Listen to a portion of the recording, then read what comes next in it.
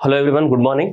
So మనం ఈ వీడియోలో యూపీఎస్సీ 2025 ప్రిలిమ్స్కి సంబంధించినటువంటి ఎకానమీ రిలేటెడ్ క్వశ్చన్స్ అన్ని కూడా మనం డిస్కస్ చేద్దాం డీటెయిల్గా. సో రాబోయే ఎగ్జామ్స్కి యూజ్ అవ్వడానికి కోసము, రైట్, యాజ్ యూజువల్ చెప్పేది ఆన్సర్ల కోసం కాకుండా కాన్సెప్ట్ కోసం ట్రై చేయండి నెక్స్ట్ ఎగ్జామ్కి యూజ్ అవ్వడానికి కోసం. ఎందుకంటే ఎకానమిక్ కాన్సెప్ట్లు అనేవి ఆల్మోస్ట్ ఎక్కడ పోయినా కానీ అవి రిపీట్ అవుతుంటాయి కాబట్టి ఎకనామిక్ కాన్సెప్ట్ల మీద కాన్సన్ట్రేట్ అనేది చేయండి. ఓకే, ఎందుకంటే అన్ని కాన్సెప్చువల్ క్వశ్చన్స్ ఉన్నాయి కాబట్టి you need to focus on.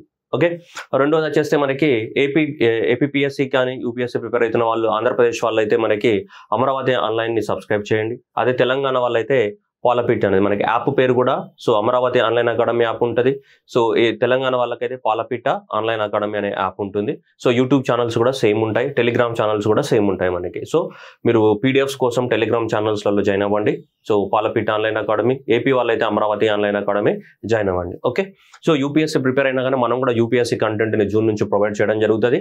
So ఇక్కడ నుంచి మీరు ఎవరైనా యూపీఎస్సీ ప్రిపేర్ అయినా కానీ యూపీఎస్సీ ప్రిపేర్ అయ్యే వాళ్ళు కూడా ఛానల్స్ని ఫాలో అవ్వచ్చు. మీకు ఎంతో కొంత హెల్ప్ అవుతుంది డెఫినెట్గా. సో ఎందుకంటే యూపీఎస్సీ అంటే మరి ఇంకా మన లోకల్ లెవెల్లో ఉన్న ఏం పనికిరారు అనే ఒక స్ట్రాటజీ మీ మైండ్లో ఉంది, అది తీసేయండి. ఓకే, నెక్స్ట్ వన్ తీసుకుందాం. So with reference to the word investment in the following. So investment in the following, so ఏమంటున్నాడు, how many are the alternative investment funds అంటున్నాడు. ఓకే, సో ఇక్కడ ఎడ్జ్ ఫండ్స్ అని, venture capital అని, bonds, stocks అని ఇచ్చాడు. ఇందులో ఏవి అనేటివి ఏమంటున్నాడు మనకి, ఆల్టర్నేటివ్ ఇన్వెస్ట్మెంట్ ఫండ్స్ అంటున్నాడు మనకి. What is mean by alternative investment funds? Alternative investment fund అనేది ఎవరు పెడతారు జనరల్ గా? సో ఈ ఆల్టర్నేటివ్ ఇన్వెస్ట్మెంట్ పెట్టేదంతా కూడా ప్రైవేట్ పీపుల్. ఎవరు? సో ప్రైవేట్ పీపులే మనకి ఆల్టర్నేటివ్ ఇన్వెస్ట్మెంట్ అనేది పెడతారు. చాలా ఎక్కువ డబ్బున్న వాళ్ళు పెట్టే ఇన్వెస్ట్మెంట్. లేదంటే మనకి జనరల్ గా హై నెట్వర్త్ ఇండివిజువల్స్, కొన్ని కోట్ల ఆస్తులు ఉంటాయి కదా, సో అట్లా మనకి 1 crore పైన ఆస్తులు, హై నెట్వర్త్ ఇండివిజువల్స్. సో అలాంటి వాళ్ళు మనకి ఎక్కువ మొత్తంలో ప్రైవేట్ పీపుల్ వాళ్ళు మనకి ఇన్వెస్ట్మెంట్ పెడుతూ ఉంటారు అనమాట. సో అలాంటి వాటన్నిటిలో ఏమంటాం మనం, ఆల్టర్నేటివ్ ఇన్వెస్ట్మెంట్ ఫండ్స్ అంటాం. ఈ ఆల్టర్నేటివ్ ఇన్వెస్ట్మెంట్ ఫండ్స్ ని ఇండియాలో ఎవరు రెగ్యులేట్ చేస్తారు? మనకి సెబీ.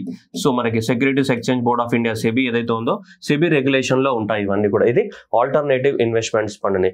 ఈ ఫండ్ అనేది ఆల్టర్నేటివ్ ఇన్వెస్ట్మెంట్ ఫండా కాదా అనేది ఎవరు డిఫైన్ చేయాలా? సెబీ డిఫైన్ చేస్తుంది, మనం కాదు. సో కాబట్టి సెబీ కంట్రోల్లో నడుస్తాయి ఇవన్నీ కూడా alternative investment. What is the alternative investment? Alternative investment fund is the fund invested by the what? Private people కానీ, లేదంటే బాగా డబ్బున్న వాళ్ళు కూడా ప్రైవేట్ పర్సన్ కదా. హై నెట్వర్త్ ఇండివిజువల్స్ అంటే కూడా దీంట్లోకి వేస్తారు కదా, ప్రైవేట్ వాళ్ళే. So any private investment, simple చెప్పాలంటే the private investment according to the what? Guidelines of the what? SEBI. దాన్ని మనం ఆల్టర్నేటివ్ ఇన్వెస్ట్మెంట్ అంటాం. సో ఈ ఆల్టర్నేటివ్ ఇన్వెస్ట్మెంట్ దేంట్లో పెడుతుంటారు వీళ్ళు జనరల్ గా? సో అంటే బాండ్స్ తీసుకున్నాం అనుకో, బాండ్స్ అనేది ట్రెడిషనల్. బాండ్ అనేది ఏంటిది? ఒక టైప్ ఆఫ్ ద లోనే కదా. ఆల్టర్నేటివ్ ఇన్వెస్ట్మెంట్ కదా. బాండ్ ఏం చెప్తావు? బాండ్ లో ఏం చెప్తావు? ఇగో నీకు 1 year కి ఇంత ₹1,00,000 90,000 బాండ్ని కొనుక్కో. సో నేను 1 year నీ 90,000 రూపాయలు వాడుకుంటా. సో నీకు 1 year తర్వాత 1,00,000 రూపీస్ ఇస్తా అని చెప్తావు. ఎక్స్ట్రాగా 10,000 యాడ్ చేసేసి ఇచ్చేస్తుంటావు ఆయనకి, బాండ్ కొనుక్కున్న వాళ్ళకి. ఇది ఒక టైప్ ఆఫ్ ద ఏంటి, రిస్క్ లేనట్టు లో రిస్క్ ఇన్స్ట్రుమెంట్ ఇది. సింపుల్ చెప్పాలంటే బాండ్. ఇప్పుడు నేనున్నా నీకు బాండ్ అమ్ముతా, పేపర్ అమ్ముతా. పేపర్ ఏమంటావు నువ్వు? పేపర్ అమ్ముతా నేను, ఓకేనా? నీకు ఒక పేపర్ అమ్ముతా, నువ్వు నాకు ఏం చేస్తావు? 90,000 కడతావు. ఆ పేపర్ నీ దగ్గర ఉంటుంది. 1 year తర్వాత మళ్ళీ ఏం చేస్తావు? ఆ పేపర్ని నాకు ఇస్తావు. నేనేం చెప్తా? నీకు ఆల్రెడీ ₹1,00,000 ఇస్తా అని చెప్పినా కదా. 1 year తర్వాత నేను ₹1,00,000 ఇచ్చేస్తా, కథం అయిపోయింది. ఆ 90,000 నేను బిజినెస్ కోసం వాడుకున్నా, బిజినెస్ని డెవలప్ చేసుకున్నా, నాకు వచ్చిన ప్రాఫిట్స్ ద్వారా నీకు ఇంకా 10,000 కలిపి నీకు ఇచ్చేసిన. అదొక అగ్రిమెంట్ అనమాట, సింపుల్గా చెప్పాలంటే మన భాషలో బాండ్ అనేది. Okay, right. నెక్స్ట్ వచ్చేసి స్టాక్స్ అంటే ఏంటిది? సో రెండోది షేర్ మార్కెట్ లోపల మనం షేర్స్ ని పర్చేస్ చేయడాన్ని మనం ఏమని చెప్పొచ్చు? స్టాక్స్ అని చెప్పొచ్చు. షేర్స్ ని పర్చేజ్ చేస్తే నీకు ఏమొస్తుంది? షేర్స్ ని పర్చేజ్ చేసినప్పుడు you will get the what? Ownership here. So ownership అనేది రావడం అనేది జనరల్. ఎన్ని షేర్లు కొంటే అన్ని షేర్లకి నువ్వే ఓనర్. నువ్వే ఎప్పుడన్నా అమ్మేసుకోవచ్చు, ఎప్పుడన్నా ఉంచుకోవచ్చు, ఎప్పుడైనా ఏమైనా వేసుకోవచ్చు, నువ్వే ఓనర్ అవుతావు. ఈ రెండు అనేటివి ఏంటి అంటే ట్రెడిషనల్. ఇవి చాలా ట్రెడిషనల్ గా ఎప్పటి నుంచో నడుస్తున్నాయి. బాండ్స్ కానీ స్టాక్స్ అనేవి కామన్ గా మనకి ఎకనామిక్స్ పుట్టిన నుంచి అవి ఉన్నాయి జనరల్ గా. కానీ సో తర్వాత కాలంలో మనకి ప్రైవేట్ వాళ్ళు ఎక్కడెక్కడ ఇన్వెస్ట్మెంట్ పెట్టాలి, చాలా డబ్బులు ఉన్నాయి వాళ్ళ దగ్గర, ప్రైవేట్ వాళ్ళ దగ్గర ఎక్కడెక్కడ డబ్బులు పెట్టాలని వాళ్ళు కొత్తగా సెర్చ్ చేయడం స్టార్ట్ చేశారు. అంటే మనీని ఎలా ఇన్వెస్ట్మెంట్ చేయాలని. సో వాటిలో నుంచి పుట్టినవే ఈ రెండు అనమాట. ఇవి ఎడ్జ్ ఫండ్స్ కానీ, నెక్స్ట్ వెంచర్ క్యాపిటల్ కానీ దాని నుంచి రావడం జరిగింది. ఏంజల్ ఫండ్స్ కానీ, ఇలా రకరకాల ఫండ్స్ ఉన్నాయి మనకి ఇక్కడ. ఎడ్జ్ ఫండ్స్ అంటే ఏం లేదు. సో ఎడ్జ్ ఫండ్స్ అంటే ఇప్పుడు సపోజ్ నువ్వు ₹100 ఇన్వెస్ట్మెంట్ పెట్టావు అనుకోండి. ₹100 ఇన్వెస్ట్మెంట్ పెడితే ఒకటి ఏం చేశాడంటే నీకు ₹120 ప్రాఫిట్ వస్తుందని చెప్తున్నాడు. సో మార్కెట్లో ₹120 అనేది సో మనకి ప్రాఫిట్, మార్కెట్లో ప్రాఫిట్ అనేది నీకు ₹20 వస్తుంది.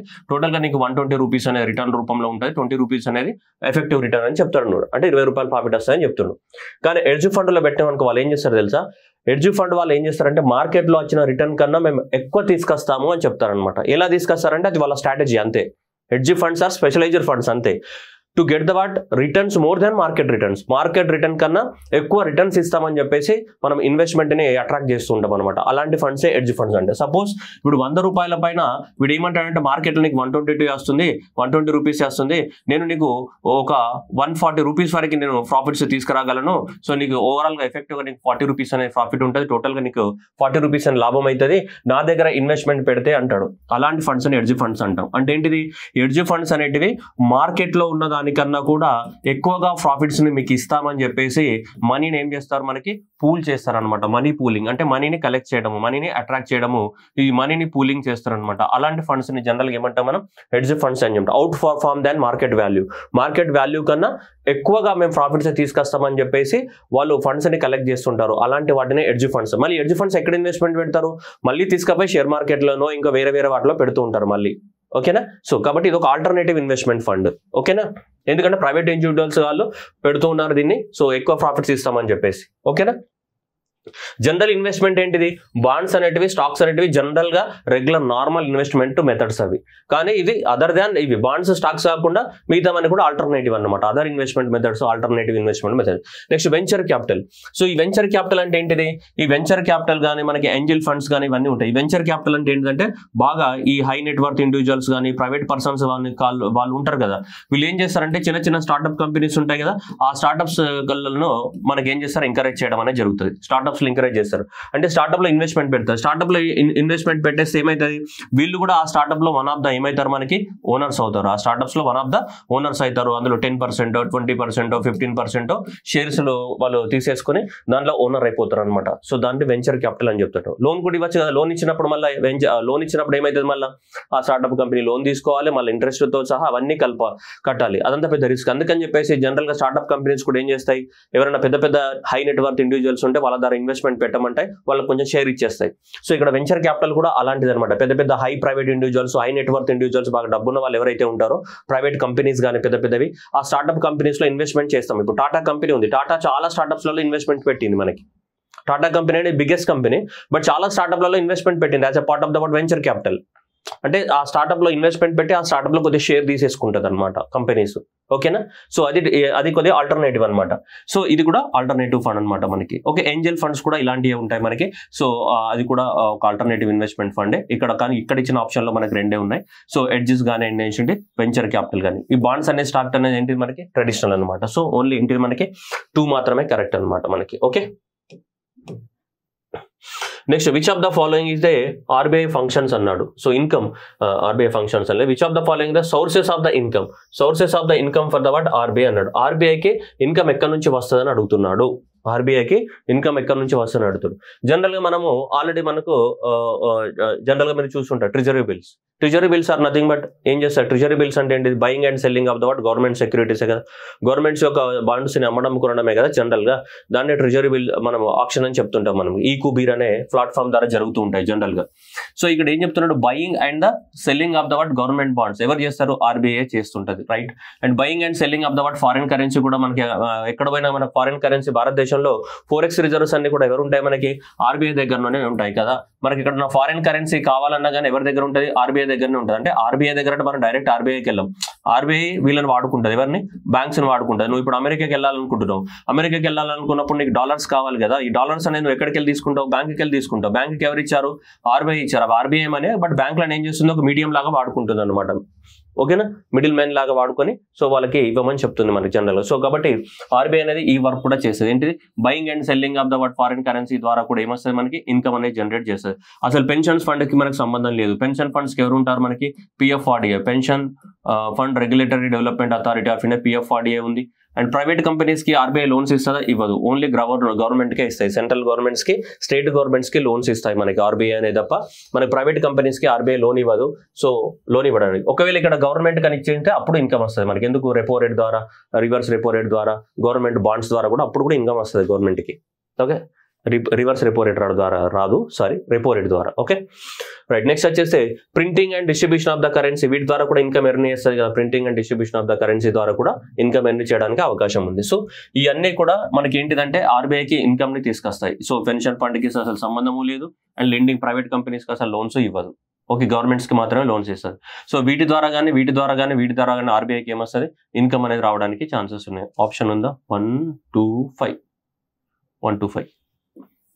ఓకే, ఇది మళ్ళీ కూడా రిపీట్ అవ్వచ్చు, వేరే వేరే ఎగ్జామ్లలో కూడా మళ్ళీ రిపీట్ అవ్వడానికి ఛాన్సెస్ అనేవి ఉన్నాయి మనకి. Okay, so buying and selling yes, pension fund no, and next వచ్చేసి lending of the private no, and printing and distribution of the currency. So profit from the currency issuance, profit from the ఈవెంట్ల నుంచి, so ఈవెంట్ల నుంచి రావడం జరుగుతుంది మనకి. Next ఇది చాలా పెద్ద క్వశ్చన్ మనకి. So director of the enforcement, director of the revenue intelligence, director of the general system of the data management అనేది ఇచ్చారు యాక్చువల్గా. ఓకే, అయితే ఇది ఎందుకు వచ్చింది అంటే అరవింద్ కేజ్రీవాల్ అరెస్ట్ విషయం లోపల ఇవే ఆర్గనైజేషన్స్ పనిచేసే ఢిల్లీలో పెద్ద రచ్చ అయింది. సో అరవింద్ కేజ్రీవాల్ ఆ లిక్వర్ స్కామ్ అదంతా జరిగింది కదా. సో దాంట్లో ఈ ఆర్గనైజేషన్సే ఇంటర్లింక్ అయినాయి. సో ఆ కాంటెక్స్ట్ లో క్వశ్చన్ అనేది రావడం జరిగింది.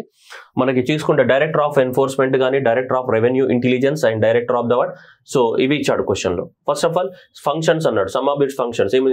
డైరెక్టర్ ఆఫ్ ద ఎన్ఫోర్స్మెంట్ యొక్క ఫంక్షన్స్ ఏమన్నాడు, enforcement of the fugitive economic offenders act 2018 అన్నాడు. ఎస్ కరెక్టే, ఇది directorate of enforcement index.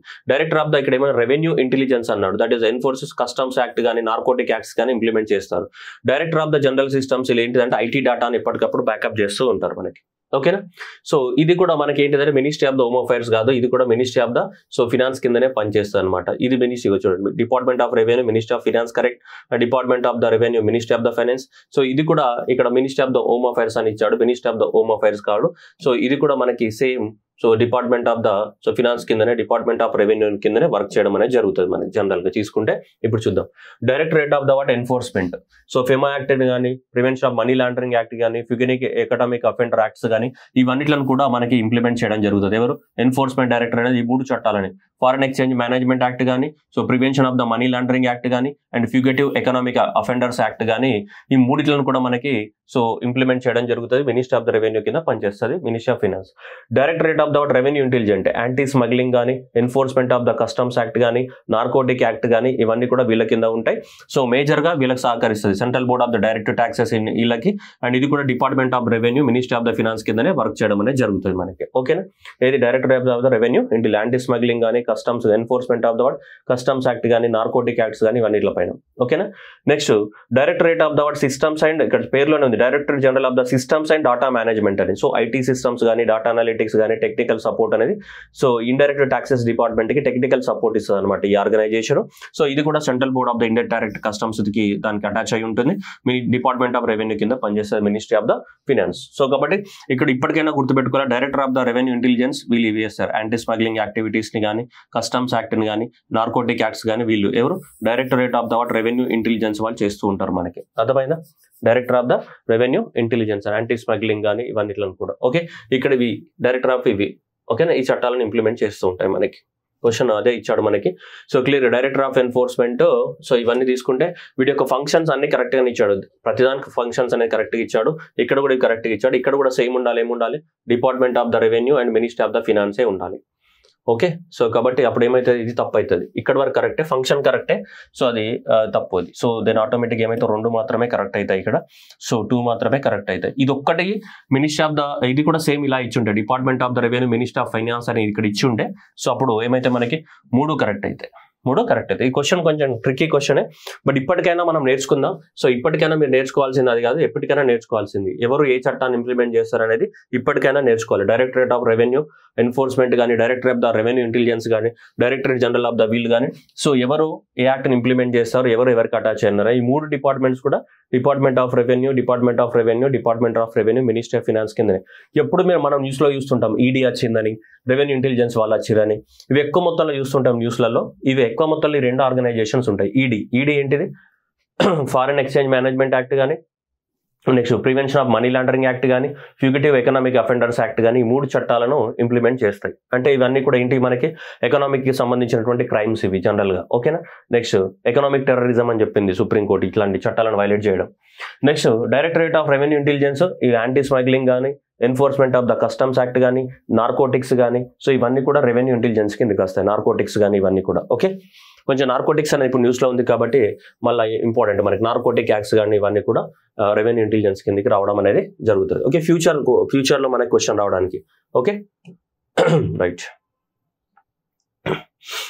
Next reserve bank of India mandates all the listed companies in India to submit their business responsibility and sustainability report అన్నాడు. ఇక్కడ చూడండి, business responsibility అన్నాడు. అంటే వాళ్ళు ఏ రకమైన బిజినెస్ చేస్తున్నారు, వాళ్ళ రెస్పాన్సిబిలిటీ ఏంటిది, అండ్ బిజినెస్ అనేది సస్టైనబిలిటీ అవుతుందా లేదా, సస్టైనబిలిటీ అవ్వడానికి ఏం చేస్తున్నారు, సొసైటీ కోసం ఏం చేస్తున్నారు, అది ఇది అన్ని డీటెయిల్స్ ఉంటాయి దాంట్లో. కానీ ఇక్కడ ఏమన్నాడు, ఆల్ ద లిస్టెడ్ కంపెనీస్. ఎప్పుడైనా లిస్టెడ్ కంపెనీస్, అన్లిస్టెడ్ కంపెనీస్ ఇవన్నీ ఎక్కడ ఉంటాయి, షేర్ మార్కెట్లో ఉంటాయి. అంటే షేర్ మార్కెట్లో ఉన్నాయంటే ఆటోమేటిక్గా ఇవన్నీ ఎక్కడికి వస్తాయి మనకి, జనరల్గా సెబీ దగ్గరికి వస్తాయి మనకి. సో కాబట్టి ఇక్కడ కానీ ఆప్షన్ ఏమి ఇచ్చాడు, ఇక్కడ ఆర్బీఐ అని ఇచ్చాడు. సో ఆర్బీఐ అనేది కాదు, జనరల్గా ఎవరు మనకి SEBI, securities exchange board of India. So ఇలాంటి లిస్టెడ్ కంపెనీస్ కానీ అన్లిస్టెడ్ కంపెనీస్ కానీ దీనికి సంబంధించిన కథా కార్ఖానా అంతా ఎవరు, సెబీ చూస్తుంది మనకి. సో కాబట్టి ఆర్బీఐ అనేది కాదు. ఓకేనా. Next one, in India a company submitting the word business responsibility and sustainability report BRSR makes a disclosure in the report that are largely non-financial in nature. Yes, ఎక్కువ మొత్తంలో financial matters కన్నా non financial మ్యాటర్సే మనకి include చేస్తారు. ఎందుకంటే ఈ non financial matters ఎందుకు include చేస్తారంటే వాళ్ళు బిజినెస్ కాకుండా వేరే ఏం చేస్తున్నారు, వాళ్ళ యొక్క రెస్పాన్సిబిలిటీ ఏంటిది, ఓకేనా. సో ఫినాన్షియల్ మ్యాటర్ కాకుండా నాన్ ఫినాన్షియల్ వాళ్ళ రెస్పాన్సిబిలిటీ ఏంటిది, వాళ్ళు సస్టైనబిలిటీ ఏంటిది అని చూస్తున్నారు మనకి. బిజినెస్ ఎవరి బిజినెస్ వాడు చేసుకుంటాడు. ఇక్కడ మన బిజినెస్ గురించి మాట్లాడలేదు, బిజినెస్ కాకుండా మిగతావి ఏం చేస్తున్నారని అడుగుతుంది ఇక్కడ. సో అందుకనే బిజినెస్ రెస్పాన్సిబిలిటీ, మీ రెస్పాన్సిబిలిటీ ఏముంది అని అడుగుతుంది మనకి. అర్థమవుతుందా. సో కాబట్టి ఇక్కడ ఓన్లీ ఏంటి చూ మాత్రమే కరెక్ట్. ఫస్ట్ అది సెబీ ఉంటే కరెక్ట్ అయ్యేది, కానీ సెబీ లేదన్నమాట. Okay, so because it is mandated by the what SEBI, కానీ అక్కడ ఆర్బీఐ అని ఇచ్చాడు. సో ఇది మనకి incorrect statement. It is mandated by the what SEBI. Okay, 1000 listed కంపెనీస్కి మనకి.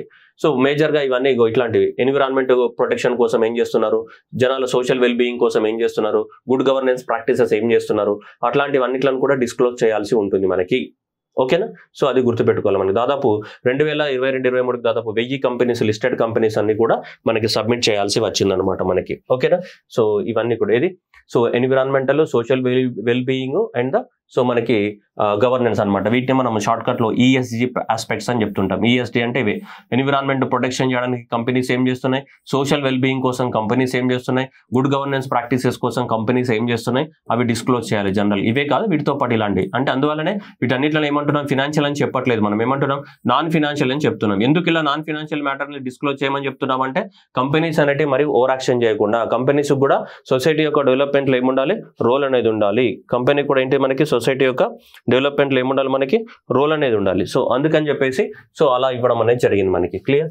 అందుకే నాన్ ఫినాన్షియల్ డిస్క్లోజర్ అని చెప్తున్నాం ఇక్కడ. ఫినాన్షియల్ డిస్క్లోజర్ కాదు. ఫినాన్షియల్ డిస్క్లోజర్ ఎవరు చూసుకుంటారు, అది బిజినెస్, వాళ్ళకి సంబంధించిన every financial year data submit చేసుకుంటారు. కానీ ఇక్కడ మనం మాట్లాడుతుంది ఏంటిది, నాన్ ఫినాన్షియల్ డిస్క్లోజర్. ఎందుకు, ఎన్విరాన్మెంట్ గురించి కానీ, సోషల్ వెల్బీయింగ్ గురించి కానీ, గుడ్ గవర్నెన్స్ ప్రాక్టీసెస్ కానీ ఇవన్నీ కూడా ఎందుకు చెక్ చేస్తున్నారంటే, ప్రతి కంపెనీ ఎంతో కొంత ఏముండాలి వాళ్ళకి. సో ప్రతి కంపెనీకి ట్రాన్స్పరెన్సీ ఉండాలి, ప్రతి కంపెనీకి అకౌంటబిలిటీ ఉండాలి. దేనిపైన, ఎన్విరాన్మెంట్ పైన, సొసైటీ పైన కొంచెం వాళ్ళ రోల్ కూడా ఉండాలి. లేకపోతే వాళ్ళు డబ్బులు సంపాదించుకొని కమర్షియల్గా ఏదంటే అది చేసి వెళ్ళిపోతామంటే ఎలా. సో అందుకనే సో ఇవి లార్జ్లీ నాన్ ఫినాన్షియల్ నేచర్ అనేది కూడా కరెక్ట్. కానీ జనరల్గా మనం ఏమనుకుంటాం, ఈ నాన్ ఫినాన్షియల్ ఎందుకు అడుగుతాయి, ఫినాన్షియల్లీ అడుగుతాయి అని చెప్పేసి మనం ఆలోచించే అవకాశం ఉంటుంది ఎగ్జామినేషన్లో. ఓకే, ఫినాన్షియల్లీ ఎట్లాగో సబ్మిట్ చేయాలి, వాళ్ళు తప్పించుకోవడానికి లేదు. SEBI is the regulator. ఫినాన్షియల్తో పాటు జనరల్, ఫినాన్షియల్ అనేది జనరల్. ఇప్పుడు బిఆర్ఎస్ఆర్ రిపోర్ట్లో నాన్ ఫినాన్షియల్ అడుగుతున్నాం మనం. ఓకే, సో అందువల్ల ఇక్కడ ఆన్సర్ ఏమవుతుంది మనకి, సో ఓన్లీ 2 మాత్రమే కరెక్ట్. ఇగో ఇట్లాంటివన్నీ కూడా సబ్మిట్ చేయాల్సి ఉంటుంది. Business responsibility and sustainability report ఫార్మాట్లో. సో ఇవన్నీ కూడా corporate entity, listed entity, so ఇవన్నీ కూడా ఏమేం చేస్తున్నారు, financial year reporting turn, so stock ఎక్స్చేంజ్లు ఏం రేపు, ఇవన్నీ కూడా టోటల్గా వాళ్ళు ఇవన్నీ కూడా సో మొత్తం డీటెయిల్స్ అన్ని కూడా సబ్మిట్ చేయాల్సి ఉంటుంది వాళ్ళు.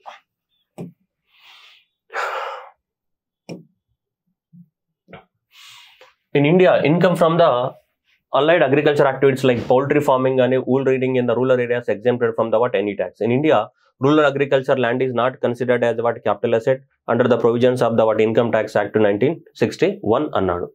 ఇక్కడ చూద్దాం. ఇప్పుడు అగ్రికల్చర్ అలైడ్ యాక్టివిటీస్ అంటే పోల్ట్రీ ఫార్మింగ్ కానీ, ఫిషరీ కానీ, లేదంటే రీడింగ్ కానీ, ఇవన్నీ అగ్రికల్చర్ యాక్టివిటీస్ కాదు, అగ్రికల్చర్ అనుబంధ రంగాలు, అలైడ్ యాక్టివిటీస్. సో ఇదంతా కూడా ఏంటిది? Allied activities. ఈ అలైడ్ యాక్టివిటీస్ ఏవైతే ఉన్నాయో ఈ అలైడ్ యాక్టివిటీస్ ని మనం అగ్రికల్చర్ లాగా ట్రీట్ చేయం. సో ఈ అలైడ్ యాక్టివిటీస్ అన్నిటిని కూడా సో బిజినెస్ లాగానే ట్రీట్ చేస్తారు వీటిని. సో ఏంటిది?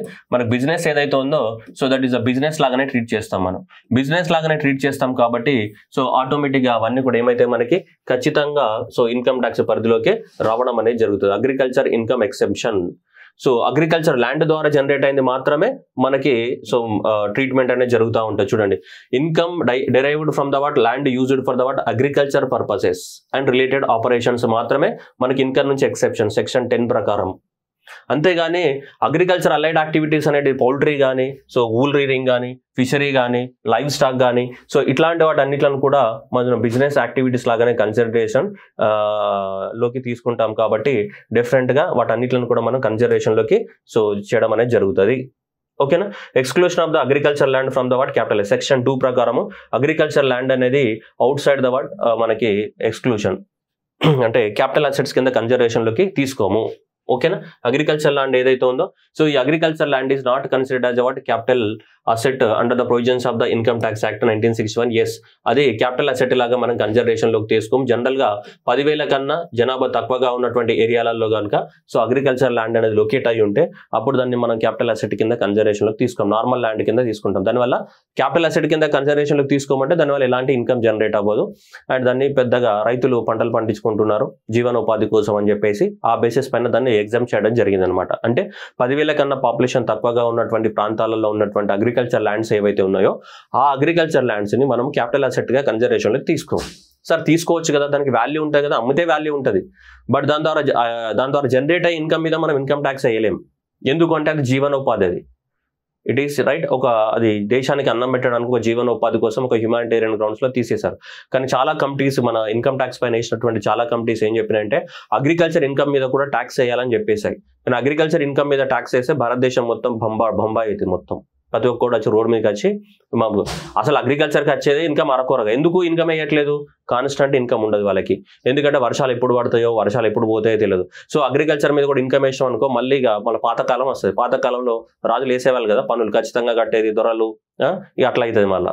అందుకని చెప్పేసి సో ఈ 10,000 కన్నా తక్కువ జనాభా ఉండి ఆ ప్రాంతంలో ఉన్నటువంటి అగ్రికల్చర్ ల్యాండ్ నుంచి నీకు ఎంత ఇన్కమ్ జనరేట్ అయినా దానికి ఇన్కమ్ ట్యాక్స్ కట్టాల్సిన అవసరం లేదు. That exempted. ఎందుకంటే అది మీరే ఆలోచించండి. ఒక సంవత్సరం వర్షాలు పడ్డాయి అనుకోండి, ఎట్లా? ఇంకో సంవత్సరం వర్షం లేదు, ఒక సంవత్సరం పడింది. ఈ రకరకాల ఈక్వేషన్స్ ఉంటాయి. సరే, ఇంకా మనం దాంట్లోకి వెళ్ళిపోతే బాగుండదు. సో కాబట్టి ఈ స్టేట్మెంట్ అనేది కరెక్ట్, ఈ స్టేట్మెంట్ అనేది రాంగ్. ఎందుకంటే అగ్రికల్చర్ యాక్టివిటీస్ మాత్రమే ఎగ్జెంప్టెడ్, కానీ అగ్రికల్చర్ అలైడ్ సెక్టార్స్ కాదు. ఇప్పుడు చేపల పెంపకం ఉంది, చాలా డబ్బులు వస్తాయి. చేపల పెంపకం కానీ, పౌల్ట్రీ ఫార్మింగ్ కానీ, రీరింగ్ కానీ, ఇవన్నీ కూడా ఏంటి బిజినెస్ యాక్టివిటీస్ కింద కన్సిడరేషన్ లోకి తీసుకున్నారు. ఓన్లీ పంటలు పండించడం వరకు మాత్రమే ఎగ్జెంప్టెడ్ అనమాట. ఇక్కడ అగ్రికల్చర్ యాక్టివిటీస్ అంటే ఏంటిది? ఓన్లీ పంటలు, క్రాప్స్ కల్టివేషన్ వరకు మాత్రమే. ఏంటిది? సో క్రాప్స్ కల్టివేషన్ వరకు మాత్రమే మనకి ఎగ్జెంప్టెడ్ చేయడం జరిగింది తప్ప ఈ అలైడ్ సెక్టార్స్ పౌల్ట్రీ కానీ, రీరింగ్ కానీ, లైవ్ స్టాక్ కానీ, ఇవన్నీ కూడా ఏంటి బిజినెస్ యాక్టివిటీస్. సో వాళ్ళు ఖచ్చితంగా ట్యాక్స్ కట్టాల్సింది. ఓకేనా? అది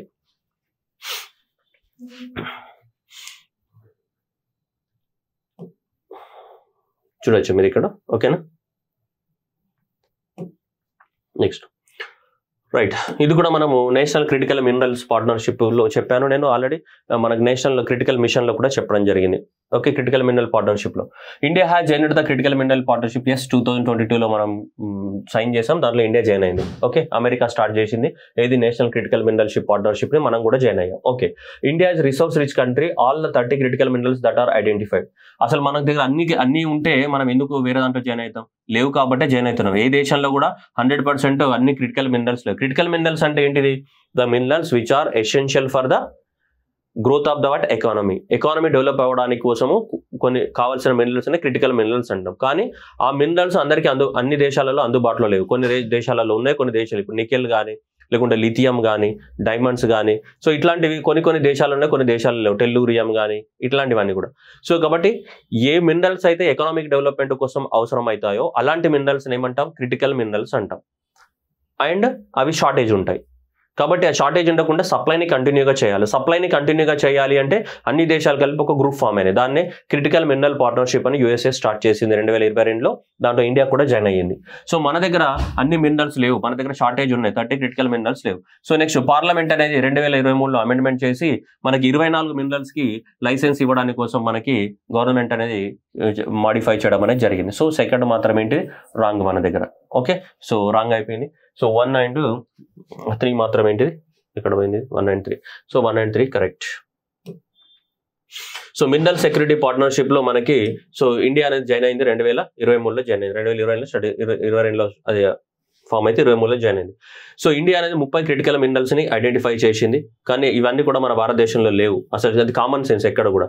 సో మనకు 2023లో ఈ మినరల్స్ డెవలప్మెంట్, ఇదే mines and minerals development act ఏదైతే ఉందో ఈ యాక్ట్ని మనకి అమెండ్మెంట్ చేసి సో వీటన్నిటిలో కూడా 24 మినరల్స్ ని మనకు ఎక్స్ట్రాక్ట్ చేసేటట్టు అమెండ్మెంట్ చేయడం అనేది జరిగింది అనమాట. చట్టాన్ని అమెండ్మెంట్ చేయడం జరిగింది. So that is amendment of the 1970 empowered award central government exclusive auction mining leases composite licence of the 24. మొత్తం మన భారతదేశంలో ఎన్ని క్రిటికల్ మినరల్స్ ని ఐడెంటిఫై చేసాం, 30 ఐడెంటిఫై చేసాం. కానీ 30లో 24 మాత్రమే ఈ చట్టంలో చేర్చడం జరిగింది. మిగతా 6 ఎందుకు చేర్చలేదంటే ఫ్యూచర్ లో చేరుస్తారేమో. బట్ 30 మినరల్స్ క్రిటికల్ మినరల్స్ ని మనం ఐడెంటిఫై చేస్తే ఈ చట్టంలో మాత్రం 24 మాత్రమే ఇంక్లూడ్ చేయడం జరిగింది. ఓకేనా, ఈ చట్టంలో ఇంక్లూడ్ చేయడం అనేది జరిగింది. సో అందువల్ల ఇందులో సెంట్రల్ గవర్నమెంట్కి మనకి ఏముంది, ఎక్స్క్లూసివ్ ఆప్షన్ అనేది ఉంది అనమాట మనకి క్రిటికల్ మినరల్స్కి. 24 క్రిటికల్ మినరల్స్ ని సో చేయడం జరిగింది. ఓకేనా, సో అది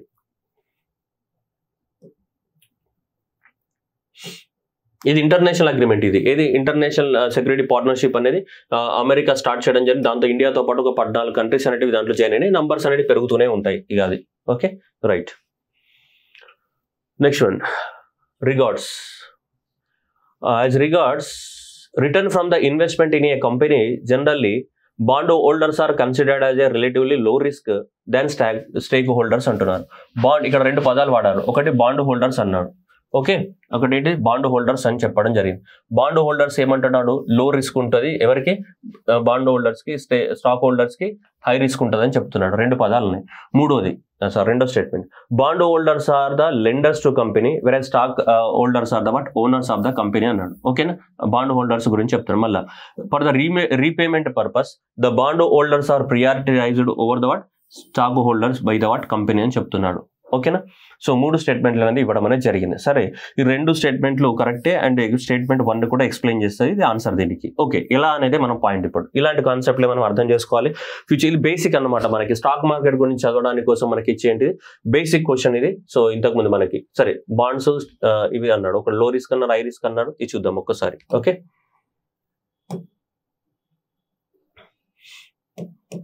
సరే ఫస్ట్ ఆఫ్ ఆల్ మనం దీని గురించి డిస్కస్ చేద్దాం. ఇప్పుడు బాండ్ హోల్డర్స్ అన్నాడు, రైట్. సో ఒకటి 2 క్వశ్చన్స్ అడిగాడు. ఒకటి బాండ్ హోల్డర్స్, రెండోది ఏమంటున్నాడు మనకి స్టాక్ హోల్డర్స్ అన్నాడు, right. Bond holders and stock holders గురించి క్వశ్చన్స్ అడిగాడు. ఒకటి ఏమన్నా లో రిస్క్ అన్నాడు, ఒకటి హై రిస్క్ అన్నాడు. ఏమన్నాడు, ఇక్కడ లో రిస్క్ ఉంటుంది దీనికి అన్నాడు, ఫస్ట్ వన్, రైట్. సో దీనికి ఎక్కువ మొత్తంలో హై రిస్క్ ఉంటుంది అన్నాడు. అంటే యాజ్ కంపేర్డ్ విత్ బాండ్స్ తో కంపేర్ చేస్తే హై రిస్క్ ఉంటుంది అని చెప్పాలి. Low risk and high risk is the number 1.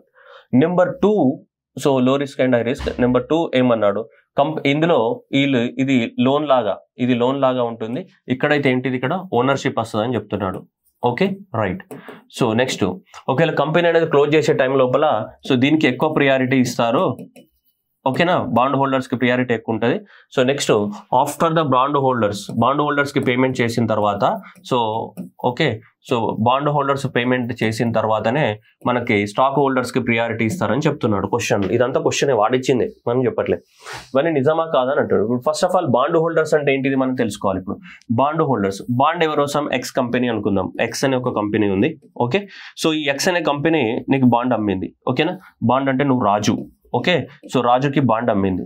Okay, రాజుకి 90,000 రూపాయలకి బాండ్ అమ్మింది. ఓకే, 90,000కి. ఈ రాజు ఏం చేశాడు, 90,000 రూపీస్ అనేది కంపెనీకి ఏం చేశాడు, పే చేశాడు. రైట్. సో 90,000 రూపీస్ కంపెనీకి పే చేశాడు. 90,000 రూపీస్ కంపెనీకి పే చేసిన తర్వాత ఓకే, సో రాజుకి ఎంత, దీని వ్యాలిడిటీ 1 year పీరియడ్. 1 year తర్వాత ఎంత ఇస్తా అని చెప్పింది నీకు, 1 year తర్వాత నేను 1 lakh రూపీస్ ఇస్తా అని చెప్పింది. సో అందువల్ల నీకు 10,000 ప్రాఫిట్ వస్తున్నాయి కాబట్టి నువ్వు బాండ్ను కొనుక్కున్నావు. ఓకే, ఇది మెస్. సో ఇప్పుడు చూడండి, ఇక్కడ 90,000 రూపీస్కి బాండ్ కొన్నాడు అండ్ క్లియర్గా చెప్పేసింది నీకు 10,000 యాడ్ చేసి ఇస్తా అని చెప్పింది. అవునా, 10,000 అంటే అప్పుడు రిస్క్ అనేది లో ఉందా అంటే ఎస్, లో ఉంది. దేంతో కంపేర్ చేసినప్పుడు స్టాక్. ఇదే స్టాక్లో ఏమవుతుంది, ఇప్పుడు హై రిస్క్ ఉంటుంది. ఇప్పుడు స్టాక్లో ఏమవుతుంది, ఇక్కడ ఇది నువ్వు ఏదైతే 90,000 రూపాయలు ఉన్నావో ఆ 90,000 రూపాయలు అనేది ఆ కంపెనీ యొక్క ఏం కొనుక్కుంటావు, నువ్వు షేర్స్ కొనుక్కుంటావు. అవునా, ఆ కంపెనీ యొక్క ఏం చేస్తావు, షేర్స్ కొనుక్కుంటావు. షేర్స్ కొనుక్కున్నప్పుడు ఈ షేర్ ప్రైస్ పెరిగినప్పుడు ఏమవుతుంది, నీకు ప్రాఫిట్ వస్తుంది. అండ్ షేర్ ప్రైజెస్ తగ్గిపోయినప్పుడు ఏమవుతుంది, లాస్ అవుతుంది, నష్టపోతావు నువ్వు. కాబట్టి ఇక్కడ రిస్క్ ఎక్కువ ఉన్నది. కానీ ఇక్కడ రిస్క్ లేదు. ఏంటిది, ప్రీ డిటర్మైన్డ్. నీకు 90,000 కడతావు, నీకు 1 year తర్వాత 10,000 రూపాయలు ఇస్తా అని చెప్పిండు. సో నీకు మొత్తం కలిపి 1,00,000 రూపాయలు ఇస్తాడు. ఆ కంపెనీ లాస్లో ఉండని లాభాల్లో ఉండని నీకు అవసరం లేదు. నీకు వాడు బాండ్ పేపర్ మీద రాసి ఇచ్చినాడు, నాకు 90,000కి బాండ్ కొనుక్కో, నీకు 1 year తర్వాత 1,00,000 రూపాయలు ఇస్తా అని చెప్పిండు వాడు. ఓకే, ఇచ్చేసినావు. 90,000 ఇచ్చేసిన వానికి బాండ్ కొనుక్కున్నావు. మళ్ళీ 1 year తర్వాత బాండ్ సబ్మిట్ చేసినావు, నీకు 1,00,000 రూపాయలు ఇచ్చేది. ఆ 90,000ని వాడేం చేస్తాడు, వాడు కంపెనీ ఎక్స్పాన్షన్ కోసం వాడుకుంటాడు. ఇదే జరిగేది ఎక్కడైనా. ఓకే, సో అలా. సో ఇప్పుడు ఏమైంది, ఇక్కడ ఏమైంది, రిస్కే లేదు అసలు నీకు. ఎందుకు, 90,000 నీకు 10,000 వస్తాయని అష్యూరెన్స్ ఇచ్చాడు, రాసి ఇచ్చాడు, నీకు రిస్కే లేదు. కానీ ఇక్కడ రిస్క్ ఉంది. ఇక్కడ ఏంది, ఈ షేర్ యొక్క ప్రైజెస్ పెరుగుతాయా తగ్గుతాయని దేనిపైన డిపెండ్ అవుతుంది, ప్యూర్గా మార్కెట్ బేసిస్ పైన, మార్కెట్లో ఉన్నటువంటి సెంటిమెంట్ బేసిస్ పైన నీకు డిపెండ్ అవుతుంది. సో కాబట్టి ఇక్కడ ఇది హై రిస్క్ అనేది ఉంటుంది యాజ్ కంపేర్డ్ విత్ వాట్, లో రిస్క్. సో బాండ్ హోల్డర్స్కి లో రిస్క్ ఉంటుంది, ఇది హై రిస్క్ ఉంటుంది. ఎందుకంటే ఇది స్టేబుల్, ఇది ప్రీ డిటర్మైన్డ్ అగ్రిమెంట్. ఇది ఇంత ఇస్తా అని చెప్పి రాసుకుంటాం. అక్కడ అంత ఇయ్యా అని చెప్పవు. అది ఎప్పటికప్పుడు మారుతూనే ఉంటుంది. ఎవ్రీ డే మారుతూనే ఉంటుంది, ఎవ్రీ టైం మారుతూనే ఉంటుంది according to the what share prices in the what market. Okay, next one. ఇది లోన్ లాగానే కదా, ఒక లోన్ లాగానే ఇది లోన్ లాంటిదే. ఎందుకు, ఇక 90,000 రూపాయలు నీకు ఇస్తున్నా, నీకు ఇంట్రెస్ట్ నీకు ఒక 10,000 రూపాయలు కలిపి నీకు 1 year తర్వాత ఇచ్చేస్తా అంటే 1,00,000 రూపాయలు ఇచ్చేస్తున్నా అని చెప్తున్నాను. అంటే ఏంటిది, ఇది ఒక 10,000 రూపాయలు నీకు ఏమొచ్చినట్టు, అడిషనల్గా ఇంట్రెస్ట్ వచ్చినట్టే కదా, అలాంటిది. కానీ ఇక్కడ అలా రాదు కదా. ఇక్కడ ఏంటిది, ఇక్కడ ఓనర్షిప్ వస్తుంది. నువ్వు షేర్స్ కొనుక్కున్న తర్వాత నువ్వు ఎంతైతే ఆ కంపెనీలలో నువ్వు 90,000 రూపాయలు పెట్టి కొనుక్కుంటే నీకు ఒక అనుకుందాం ఒక 2% 3% ఏమొచ్చింది మనకి, నువ్వు షేర్ హోల్డర్ అయ్యావు కాబట్టి నీకు షేర్ హోల్డర్కి అంటే ఏంటిది, నీకు ఓనర్షిప్ వస్తుంది, నీకు ఇంట్రెస్ట్ ఏం రాదు. ఆ ఓనర్షిప్ వస్తుంది కాబట్టి నీకు ప్రాఫిట్ వస్తే ప్రాఫిట్, నష్టం వస్తే నష్టం నువ్వు భరించాలా అంతే. ఎందుకంటే నువ్వు కూడా ఓనరే దాంట్లో, కంపెనీలో ఎన్ని షేర్స్ కొంటే అన్ని షేర్స్కి నువ్వు కూడా ఓనరే. సో కాబట్టి ప్రాఫిట్ వచ్చినా నీకు వస్తుంది, నష్టం వచ్చినా నీకు వస్తుంది. కానీ ఇక్కడ అట్లా కాదు కదా. ఇక్కడ ప్రాఫిట్ వస్తే నీకు ఇస్తాడా, ఇయ్యడు. నీకు 10,000 ఇస్తానంటే 10,000 ఇస్తాడు అంతే. 20,000 ప్రాఫిట్ వస్తే నీకు 20,000 ఇస్తారా, ఇయ్యడు. ఆ 20 ఇంకా 10,000 వాడే ఉంచుకుంటాడు. కానీ ఇక్కడ అట్లా కాదు కదా. నీకు ఎంత ప్రాఫిట్ వస్తే అంత నీకే వస్తుంది, ఎంత లాస్ వచ్చినా నీకే వస్తుంది. Because you will become the what owner of that particular share percentage. ఆ కంపెనీలో ఎంత పర్సెంటేజ్ ఆఫ్ ద షేర్స్ కొంటావో దానికి నువ్వు ఓనర్ అవుతావు. నువ్వు ఓనర్ అయినప్పుడు నష్టం వచ్చినా నువ్వు భరించాలి, లాభం వచ్చినా నువ్వే భరించాలి. సో కాబట్టి అది నెక్స్ట్. అందువల్ల నెక్స్ట్ ఇక్కడ ఏం చెప్తాడు, ఒక కంపెనీ అనేది మూతపడ్డప్పుడు లేదంటే కంపెనీ నష్టాల్లో ఉన్నప్పుడు వాట్ ఎవర్ ఏదైనా ఉన్నప్పుడు ఫస్ట్ కంపెనీ ఎవరికి ఇంపార్టెన్స్ ఇస్తుంది, బాండ్ హోల్డర్స్కి ఇంపార్టెన్స్ ఇస్తుంది. ఎందుకు బాండ్ హోల్డర్స్కి ఇంపార్టెన్స్ ఇస్తుంది, వాళ్ళ అగ్రిమెంట్ ఉంది కాబట్టి, నీకు ఇస్తా అని చెప్పింది అగ్రిమెంట్ ఉంది కాబట్టి. సో ఓ 10,000 రూపాయలు ఇచ్చేసి వాళ్ళకి. ఇక్కడ నీకు ఇక్కడ వీళ్ళకి స్టాక్ హోల్డర్స్కి ఇవ్వరు. ఎందుకు అంటే స్టాక్ హోల్డర్సే ఇక్కడ ఎవరు, ఓనర్స్ కదా. స్టాక్ హోల్డర్సే ఓనర్స్ మనకి. కాబట్టి వాళ్ళు ఈ ఓనర్స్ అనే వాళ్ళు ఫస్ట్ డ్యూస్ అన్ని క్లియర్ చేయాలి. ఎవరికి, వీళ్ళకి బాండ్స్ ఎవరైతే కంపెనీ పైన ఉన్న అప్పు అన్నట్టే కదా. ఇది కంపెనీ పైన ఉన్న అప్పు అన్నట్టే ఇండైరెక్ట్ గా చెప్పాలంటే. దీన్ని ఫస్ట్ క్లియర్ చేయాలి కదా. దీన్ని క్లియర్ చేస్తే మిగిలిన వీళ్ళు పంచుకుంటారు. వీళ్ళు ఓనర్స్ కదా, మిగిలినవి పంచుకుంటారు. మనకి అర్థమవుతుందా. అందువల్ల ఫస్ట్ బాండ్స్కి ప్రియారిటీ ఇస్తారు. బాండ్స్ ప్రియారిటీ చేయకపోతే ఆ కంపెనీ మీద అప్పు ఉన్నట్టే కదా. అప్పుడు ఏం చేస్తారు, వీడు ఎవరి వాడు పంచుకొని లాభాలే దొబ్బేస్తారు. మళ్ళీ ఈ బాండ్ మళ్ళీ ఎటు పోవాలి, బాండ్స్ కొనుక్కున్న వాళ్ళు ఎట్లా ఆ కంపెనీ నుంచి. అందువల్లనే బాండ్స్కే ఫస్ట్ ప్రియారిటీ ఇస్తారు. బాండ్స్ మీద ఉన్నటువంటి అన్ని క్లియర్ చేసిన తర్వాత అప్పుడు నెక్స్ట్ ఏవైతే ఉన్నాయో వాటికి ఇంపార్టెన్స్ ఇస్తారు. అందువల్లనే సో దీనికి ఫస్ట్ ప్రియారిటీ ఇస్తారు కాబట్టి ఇవి లో రిస్క్ అండ్ స్టేబుల్ ఇన్కమ్ వస్తాయి నీకు. వీటికి నెక్స్ట్ ప్రియారిటీ ఇస్తారు కాబట్టి హై రిస్క్ అండ్ మార్కెట్ పైన డిపెండ్ అయి ఉంటుంది. అర్థమైందా. సో అది క్లియరా. సో అదే అక్కడ క్వశ్చన్లో కూడా అడిగింది మనకి ఇంత క్లియర్గా అదే. యాజ్ రిగార్డ్ చూడండి, investment in the company bondholders are considered as relatively low risk. అంతేగా, రిలేటివ్లీ లో రిస్క్, వీళ్ళు high risk. Bondholders are the what lenders, loan ఇచ్చినట్టే కదా వాళ్ళు. And stakeholders are the what owners, right. ఇటు lenders, ఇటు owners. కాబట్టి owners అనే వాళ్ళు లెండర్స్కి ఏం చేయాలి, లోన్స్ క్లియర్ చేయాలి కదా. లోన్స్ క్లియర్ చేయాలి కాబట్టి ఫస్ట్ వేటికి ఇంపార్టెన్స్ ఇస్తాం మనం, బాండ్స్ హోల్డర్స్కి ఫస్ట్ ప్రియారిటీ ఇస్తాం మనం, ఎందుకంటే వాడు క్లియర్ చేయాలి. సో అందువల్ల రీపేమెంట్ పర్పస్ లోపల బాండ్ హోల్డర్స్ ఏంటి ప్రియారిటైజ్ చేయడం జరుగుతుంది మనం. So stake holders PR by the company, ఏదైతే కంపెనీ ఉందో వాళ్ళు ప్రియారిటైజ్ చేయడం అనేది జరుగుతుంది. ఓకే, సో అందువల్ల మనకి 1 and 2 statements are correct, both of them explain the statement 1. ఓకేనా, సో మనకి ఇది ఓకేనా. ఎందుకంటే ఓనర్స్ అనే వాళ్ళు నష్టపోవచ్చు లేకపోవచ్చు, డిపెండ్స్ అపాన్ ద వాట్ మనకు తెలియదు అది స్టాక్ మార్కెట్లో. కానీ లెండర్స్ అనే వాళ్ళు ఏంటి సేఫ్ ఎప్పుడు, ఎందుకంటే fixed amount of the money ఇస్తా అని చెప్పినాను, 90,000 నీకు 1 year తర్వాత 1,00,000 రూపాయలు ఇస్తాను నేను అని చెప్పి ఫిక్స్డ్. సో కాబట్టి అలా మనకి ఉంటుందన్నమాట. Okay right.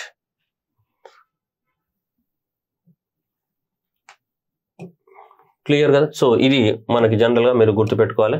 సో ఇది రిస్క్ లెవెల్ లో and the high stake holders, voting rights. జనరల్గా బాండ్ హోల్డర్స్కి ఏమైనా ఓటింగ్ రైట్స్ ఉంటాయా, ఏముంటాయి, ఎందుకంటే నువ్వు ఓనర్ కాదు కదా లోన్ ఇచ్చిన. ఇక్కడైతే ఓటింగ్ రైట్స్ ఉంటాయి, లో ప్రియారిటీ అండ్ హై ప్రియారిటీ ఉంటుంది. సో నీకు ఇంట్రెస్ట్ వస్తుంది, ఇక్కడ ఏమొస్తాయి ప్రాఫిట్స్ వస్తాయి. ఇక్కడ నువ్వు ఇచ్చిన దానికి ఏంటి ఇంట్రెస్ట్ కడుతున్నాడు, 90,000 అన్నాడు, నీకు 10,000 కలిపి సో 1,00,000 రూపాయలు ఇస్తుంది. కానీ ఇక్కడ నీకు ఏమొస్తాయి ప్రాఫిట్స్ వస్తాయి. ఇక్కడ నువ్వు ఓనర్ అవుతావు, ఇక్కడ ఏం కాదు, జస్ట్ ఓనర్ కాదు, ఏం కాదు, నువ్వు జస్ట్ ఏంటి అప్పించిన వాడు, లెండర్ మాత్రమే అవుతావు నువ్వు bond holders. Okay, India accounts very large proportion of the all equity options contracts traded globally, thus exhibiting the great boom. India stock exchange market has grown rapidly in the recent past, even overtaking of the Hong Kong at some point of the time. మీకు తెలుసు Hong Kong market ని మనం క్రాచ్ చేసామని news లో పెద్ద highlight అయింది. అందుకనే Hong Kong market at some point of time, ఒకనొక టైం లోపల హాంకాంగ్ మార్కెట్ ని ఏం చేసింది మనకి సో చేసిందని చెప్పేసి మన అందరికి తెలుసు, న్యూస్ లో పెద్ద హైలైట్ వచ్చింది. అంటే 2 కరెక్ట్ అని అందరికి తెలుసు కాబట్టి సో ఈ ఆప్షన్ ఎలిమినేట్ అయిపోయింది మనకి. ఓకే 2 కరెక్ట్ అని. సో ఇక్కడ ఉన్నాయి ఏంటిది 1 and 2 లేదంటే సో 2 and 3 ఇది ఉన్నాయి మనకి. నెక్స్ట్ మూడోది, థర్డ్ ఎలిమినేట్ అయిపోతే ఈజీగా ఆన్సర్ దొరుకుతుంది. ఏంటిది దెర్ ఈస్ నో రెగ్యులేటరీ అని చెప్తున్నాడు. ఎందుకు, అసలు సెబిఐ రెగ్యులేట్ చేస్తుంది కదా స్టాక్ మార్కెట్, అసలు నో రెగ్యులేటర్ అండి. చిన్న ఇన్వెస్ట్మెంట్ అయినా పెద్ద ఇన్వెస్ట్మెంట్ అయినా ఏ ఇన్వెస్ట్మెంట్ అయినా సెబీ రెగ్యులేట్ చేస్తుంది. కానీ ఇక్కడ ఏమంటే there is no regulator body either to warn the small investors about the risks of the option trading or to act the unregistered. ఎవరికైనా సరే సో సెబీ అనేది స్టాక్ మార్కెట్ ని కంట్రోల్ చేస్తుంది, వార్నింగ్స్ ఇస్తుంది, అన్ని ఇస్తుంది. సో కాబట్టి ఇక్కడ ఇది కూడా మనకు ఈజీగా తెలిసిపోతుంది. ఓకే, థర్డ్ రాంగ్ అని తెలుసు, సెకండ్ కరెక్ట్ అని తెలుసు. సో ఇది థర్డ్ పోయింది ఇక్కడ ఆటోమేటిక్గా, ఇక్కడ కూడా థర్డ్ పోయింది, అటు ఇది థర్డ్ రాంగ్ అని పోయింది. సో థర్డ్ రాంగ్ అని పోయిందంటే ఆటోమేటిక్గా అన్నిట్లలో ఉంది. మిగిలింది ఏంటి నీకు 1 and 2 కరెక్ట్. ఫస్ట్ ఇది కూడా కరెక్టే. మనకి ఇండియాలో ట్రేడింగ్ ఆప్షన్స్ అనేవి చాలా ఎక్కువ మొత్తంలో బూమ్ ఎక్కువగా గ్రో అయినాయి అనమాట మనకి. సో ఇది కరెంట్ అఫైర్స్ క్వశ్చన్. సో ఇది దీనికి ఎక్స్ప్లెనేషన్ ఏమి ఉండదు, జస్ట్ ఇది market. Very large proportion of that all equity options are contracts are traded global. Thus మన ఇండియన్ మార్కెట్స్ అనేది చాలా ఇప్పుడు షాంఘై మార్కెట్లో కానీ, అమెరికాలో ఉన్నటువంటి వాల్ స్ట్రీట్ మార్కెట్లో కానీ, ఇలా పెద్ద పెద్ద మార్కెట్లలో జపాన్లో ఉన్నటువంటి మార్కెట్లో కూడా మనం కూడా ట్రేడింగ్ చేస్తున్నాం, మనం కూడా పెరుగుతున్నాం. అందువల్లనే మనం ఒకనొక టైంలో హాంకాంగ్ మార్కెట్ యొక్క షేర్ ప్రైజెస్నే దాటేసినాం. అంటే దాని యొక్క క్యాపిటల్ మార్కెట్ క్యాపిటల్ వాల్యూ ఎంత ఉంటుందో దాన్ని దాటేయడం జరిగింది. సరే ఇది current affairs question generally. So ఎప్పటికప్పుడు మారిపోతూ ఉంటుంది. అందువల్ల ఇది స్టాటిక్ క్వశ్చన్ కాదు, ఎవ్రీ టైం మారిపోతూ ఉంటుంది. ఇప్పుడు కాంటెక్స్ట్ లో ఇది నిజమైతే తప్ప ఇంకో 1 year తర్వాత నిజం అవ్వచ్చు, అవ్వకపోవచ్చు. Okay,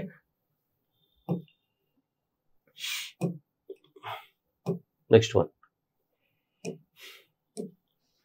circular economy reduces the emission of the green gases. Circular economy అంటే ఏంటి, వస్తువులను రీయూజ్ చేయాలి, అంతే కదా. Circular economy is nothing but so ఏదైతే పాడైన వస్తువులు ఉన్నాయో వస్తువులను ఏం చేయాలి, రీయూజ్ చేయాలి. రీయూజ్ చేస్తేనే కదా, రీయూజ్ చేసి మళ్ళీ వాటి ద్వారా ఏం చేయాలి, మళ్ళీ న్యూ ప్రొడక్ట్స్ ని తయారు చేయాలా, అంతే కదా. రీయూజ్ చేయాలా, న్యూ ఇప్పుడు పేపర్ ఉంది, మన నోట్ బుక్స్ రాసాం, నోట్ బుక్స్ పాడైపోయినాయి, ఆ నోట్ బుక్స్ ఏం చేస్తాం, మళ్ళీ రీసైకిల్ చేసి మళ్ళీ పేపర్గా తయారు చేసుకొని తీసుకొస్తారు కదా. So recycled paper. సో అలా సో సర్క్యులర్ ఎకానమీ అంటే అదేంటి, రీయూజ్. గూడ్స్ ఏం చేయాలా, రీయూజ్ చేయాలి. రీయూజ్ చేసినప్పుడు ఏమైతాయి, ఒక వస్తువు నుంచి నువ్వు ఇంకో వస్తువు రీయూజ్ చేసినప్పుడు సో మనకి emission of the greenhouse gases తగ్గుతాయి లేదా, తగ్గుతాయి. ఎందుకంటే మళ్ళీ కొత్త ప్రొడక్ట్ తయారు చేయాల్సిన అవసరం లేదు కాబట్టి. ఎంతో కొంత ఒకసారి పేపర్ తయారైంది అనుకుందాం, పేపర్ ఫస్ట్ టైం తయారు చేయడానికి ఎక్కువ ఎఫర్ట్ అవసరం, కానీ అయిపోయిన పేపర్ని మాడిఫై చేయడానికి తక్కువ ఎఫర్ట్స్ అవసరం. అంటే కొత్తగా పేపర్ తయారు చేసేటప్పుడు నువ్వు అనుకుందాం మనకి 10 tons of the carbon dioxide అవసరమైంది అనుకుందాం. రెండవ అయిపోయిన పేపర్ని మనం రాసిన పేపర్ని రీసైక్లింగ్ చేయడానికి మేము ఈ 2 tons ఆఫ్ ద కార్బన్ డైఆక్సైడే సో రిలీజ్ అవ్వచ్చు మనకి. ఎందుకంటే కొత్తగా తయారు చేసేటప్పుడు ఎంటైర్లీ మన ప్రాసెస్ నుంచి మొదలు పెట్టాలి. ఏది బ్యాంబూ తీసుకురావాలి, బ్యాంబూని క్రషింగ్ చేయాలి, దాన్ని పల్ప్ తీయాలి, ఆ తర్వాత ఇదంతా చేయాలి. దానికి high green house gas emission అయితే. కానీ ఆల్రెడీ పేపర్ తయారైపోయింది, దాన్ని మనం రాసుకున్నాం, వాడుకున్నాం, మళ్ళీ ఏం చేస్తున్నాం, అదే పేపర్ని తీసుకుపోయి రీసైకిల్ చేస్తున్నాం. అప్పుడు డెఫినెట్గా గ్రీన్ హౌస్ గ్యాసెస్ యొక్క ఎమిషన్ ప్రీవియస్ దాంతో కంపేర్ చేస్తే తక్కువనే ప్రొడ్యూస్ అవుతాయి. సో కాబట్టి first statement 100% true. Circular economy reduces the use of the what raw material as inputs, అంతే కదా. మళ్ళీ ఇప్పుడు ఆల్రెడీ ఇక్కడ పేపర్ ఆల్రెడీ మనకు ఉంది కాబట్టి మళ్ళీ బ్యాంబూ అవసరం లేదు మనకి. మళ్ళీ కొత్త పేపర్ తయారు చేయాలంటే ఏం కావాలి మనకి, బ్యాంబూ ఇదంతా కావాలి మనకి. కానీ ఇక్కడ ఆల్రెడీ పేపర్ రీసైకిల్డ్ ఆల్రెడీ రాసిన పేపర్ ఉంది కాబట్టి ఆ పేపర్నే మనం ఏం చేస్తున్నాం, ఆల్రెడీ ఎగ్జిస్టెడ్ పేపర్నే మనం ఏం వాడుతున్నాం, మనం రా మెటీరియల్ గా వాడుతున్నాం. ఎగ్జిస్టెడ్ పేపర్నే రా మెటీరియల్ గా వాడుతున్నప్పుడు ఇన్పుట్స్ అనేవి ఏమైతే ఖచ్చితంగా తగ్గిపోతాయి లేదా. సో ఇన్పుట్స్ అనేవి తగ్గుతాయి ఖచ్చితంగా. కొత్త పేపర్ తయారు చేయాల్సిన అవసరం లేదు, ఆల్రెడీ రాసిన పేపరే ఉంది. ఆ పేపర్నే మళ్ళీ రీసైక్లింగ్ చేస్తున్నాం మనం, కొత్త పేపర్ వేస్తుంది మళ్ళీ కొంచెం రఫ్గా ఉంటుంది అంతే.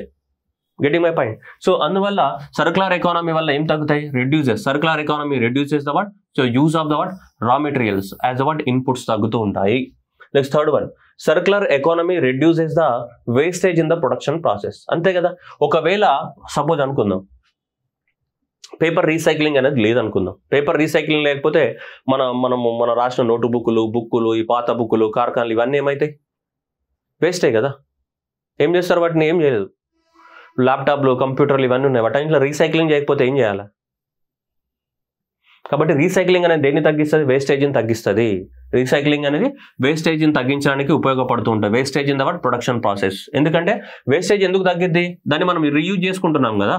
సో రీసైకిల్ చేయడానికి కోసము ఆ ప్రోడక్ట్ ఏదైతే ఉందో ఆ ప్రోడక్ట్ మనం ఏం చేసుకుంటున్నాం, మనం రీయూజ్ చేసుకోవడం అనేది జరుగుతుందా లేదా. ప్రోడక్ట్ ఏం చేస్తున్నాం, మనం రీయూజ్ చేసుకోవడం అనేది జరుగుతుంది. సో అందువల్ల డిఫరెంట్గా మనకి వేస్టేజ్ అనేది ఏమవుతుంది, తగ్గుతుంటుంది. ప్రొడక్షన్ పార్టేజ్లో వేస్టేజ్ తగ్గుతూ ఉంటుంది. So circular economy reduces the emission of the greenhouse gases, circular economy reduces the use of the raw materials, and circular economy reduces the wastage in the what process. కరెక్టే కదా. So అన్ని కూడా so both statement 2 and 1 are correct and both of them explain the what 1, అంతే కదా. Green house gases emissions తగ్గుతాయి ఎందుకంటే రా materials యొక్క యూజెస్ తగ్గుతుంది అండ్ నెక్స్ట్ ఏంటిది వేస్టేజ్ కూడా తగ్గుతుంది. కాబట్టి డిఫరెంట్ గా ఎంతో కొంత ఇంపాక్ట్ అయితే ఉంటుంది దేనిపైన, గ్రీన్ హౌస్ గ్యాసెస్ యొక్క సో ఎమిషన్స్ పైన తగ్గడం పైన ఇంపాక్ట్ ఉంటుంది. ఒకవేళ వేస్టేజ్ పెరిగింది అనుకోండి గ్రీన్ హౌస్ గ్యాసెస్ ఎమిషన్స్ పెరుగుతూ ఉంటాయి. ఓకేనా. ఇన్పుట్స్ యూసేజ్ ఇంకా పెరిగింది అనుకోండి అప్పుడు కూడా గ్రీన్ హౌస్ గ్యాసెస్ పెరగడం. అంటే ఇక్కడ ఏమవుతుంది, నువ్వు వాడే వస్తువులను తగ్గించినప్పుడు ఎమిట్ అయ్యే కార్బన్ డైఆక్సైడ్ కూడా తగ్గిద్ది. వాడే వస్తువులను పెంచినప్పుడు ఎమిట్ అయ్యే కార్బన్ డైఆక్సైడ్ కూడా పెంచుతుంది. సింపుల్, అది క్వాంటిటీ ప్రపోర్షనల్. అర్థమవుతుందా. సో అందువల్ల సో డిఫరెంట్ గా సో ఆన్సర్ ఏమవ్వచ్చు, both 2 and 3 are correct and explain the what statement 1. ఈ second statement and third statement ఈ రెండు మనకు ఎక్స్ప్లెయిన్ చేస్తాయి. దేన్ని, స్టేట్మెంట్ 1 ని ఎక్స్ప్లెయిన్ చేస్తాయి. స్టేట్మెంట్ 1 ని ఎక్స్ప్లెయిన్ చేయడం అనేది జరుగుతుంది. ఓకేనా, clear. So linear economy, circular economy. Linear economy అంటే ఏంటిది, ఏం వాడమన్నమాట. So take make disposal model అనమాట. So high emissions from the what extraction ఏమి ఉండదు. సర్క్యులర్ ఎకానమీ అంటే ఏంటి, మళ్ళీ రీయూజ్ చేయడం అనేది జరుగుతుంది. Lower emissions through the reduced material use and waste and energy వల్ల సో మనకి కార్బన్ డైఆక్సైడ్ పర్సెంటేజ్ అనేది తగ్గడానికి అవకాశం అనేది ఉంటుంది మనకి. Okay, next one. This was what one of the beautiful question. So capital receipts create the what liability or cause reduction in the assets of the what government అని చెప్తున్నాడు. రెండోది borrowings and disinvestment are the what capital receipts అని చెప్తున్నాడు. మూడోది interest received on the loans create the what liability for the what government అంటున్నాడు. సరే, ఇప్పుడు first రెండు స్టేట్మెంట్ల తర్వాత వద్దాం. ఫస్ట్ థర్డ్ స్టేట్మెంట్ చదువుదాం, దీన్ని వైండ్ అప్ చేద్దాం. థర్డ్ నీకు క్లియర్గా అర్థమవుతుంది. Interest received on the loans, ఎవరికి లోన్స్ ఇచ్చారు, interest received on the loans creates liability for the government. Liability అంటే ఫస్ట్ తెలియాలి, వాట్ ఈస్ మన liability. Liability is that obligation to pay in the future. నువ్వు ఫ్యూచర్లో మనీ పే చేసే obligation ఉంది అంటే ఫ్యూచర్లో నువ్వు ఖచ్చితంగా పే చేయాలి అన్న ఆబ్లిగేషన్ ఉంటాయి. It is nothing but what is liability for the government. Liability for the government is nothing but an obligation. So obligation to pay so in future. Okay, so obligation to pay in the future. ఫ్యూచర్లో నువ్వు ఏం చేయాలా, pay చేయాలన్న obligation ఉంటాయి ఇది. ఓకేనా. So that is the obligation to pay the money in the future. ఫ్యూచర్లో నువ్వు పే చేయాలన్నా సో నీకు కండిషన్ ఉంటే దాన్ని మనం ఆబ్లిగేషన్ అంటాం.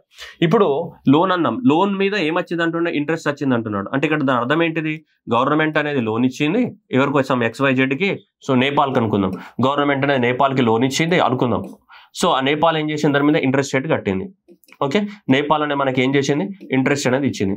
మరి నేపాల్ అనేది మనకి ఇంట్రెస్ట్, మనం లోన్ ఇచ్చినప్పుడు నేపాల్ అనేది మనకి ఇంట్రెస్ట్ రేట్ కట్టినప్పుడు, ఓకే ఇంట్రెస్ట్ రేట్ కట్టినప్పుడు అప్పుడు మనకు వచ్చిన ఇన్కమే కదా. ఈ ఇంట్రెస్ట్ అనేది మనం లోన్ ఇచ్చినందుకు కదా వాడు ఇచ్చింది. ఆ లోన్ ఇచ్చినందుకే మనకి అది వచ్చినటువంటి ఇన్కమ్ అన్నట్టు. మనకి ఏదైతే ఇక్కడ ఇంట్రెస్ట్ రేట్ అయితే వస్తుందో, ఈ ఇంట్రెస్ట్ రేట్ అనేది ఏముంది మనకి ఇది. సో ఈ ఇంట్రెస్ట్ రేట్ ఏదైతే ఉందో ఈ ఇంట్రెస్ట్ రేట్ మనకు వచ్చినటువంటి ఏంటిది, ఇన్కమా కాదా. ఇది మనకు వచ్చినటువంటి ఏంటి ఇన్కమ్. సో కాబట్టి ఈ ఇన్కమ్ని మళ్ళీ గవర్నమెంట్ ఏమైనా ఫ్యూచర్లో ఎవరికైనా పే చేయాలనా? మీరే ఆలోచించండి. ఈ వచ్చిన ఇన్కమ్ని గవర్నమెంట్ ఫ్యూచర్లో ఎవరికైనా పే చేయాలనా? లేదు కదా, అది మనకే కదా, మనం లోన్ ఇచ్చాము, మనకు వచ్చాం. సో కాబట్టి మన లయబిలిటీని క్రియేట్ చేస్తుందా? చేయదు. మనకి ఇన్కమ్ని క్రియేట్ చేస్తుంది తప్ప గవర్నమెంట్కి ఎలాంటి లయబిలిటీని క్రియేట్ చేయదు. ఒకటికి లోన్ ఇచ్చాం, సింపుల్ అమ్మా, నువ్వు మీ ఫ్రెండ్కి ఇచ్చినావు 100 రూపాయలు ఇచ్చినావు, అరే వారం రోజుల తర్వాత నాకు 110 రూపాయలు ఇరా అన్నావు, 110 రూపాయలు ఇచ్చాడు, మళ్ళీ 10 రూపాయల పైన నీకు ఏమైనా వాళ్ళకి తిరిగి ఇవ్వాలన్న రూల్ ఉందా? నువ్వు ఇచ్చినందుకే నీకు 10 రూపాయలు ఎక్స్ట్రా ఇచ్చిండు వాడు, ఎందుకంటే నువ్వు సాయం చేసినావు వానికి, వాడు 10 రూపాయలు ఎక్కిచ్చాడు, అంతే కదా. అంతేగాని మళ్ళీ ఆ 10 రూపాయలే గవర్నమెంట్ ఎవరికైనా ఫ్యూచర్లో పే చేయాల్సిన అవసరం ఉందా? లేదు కదా.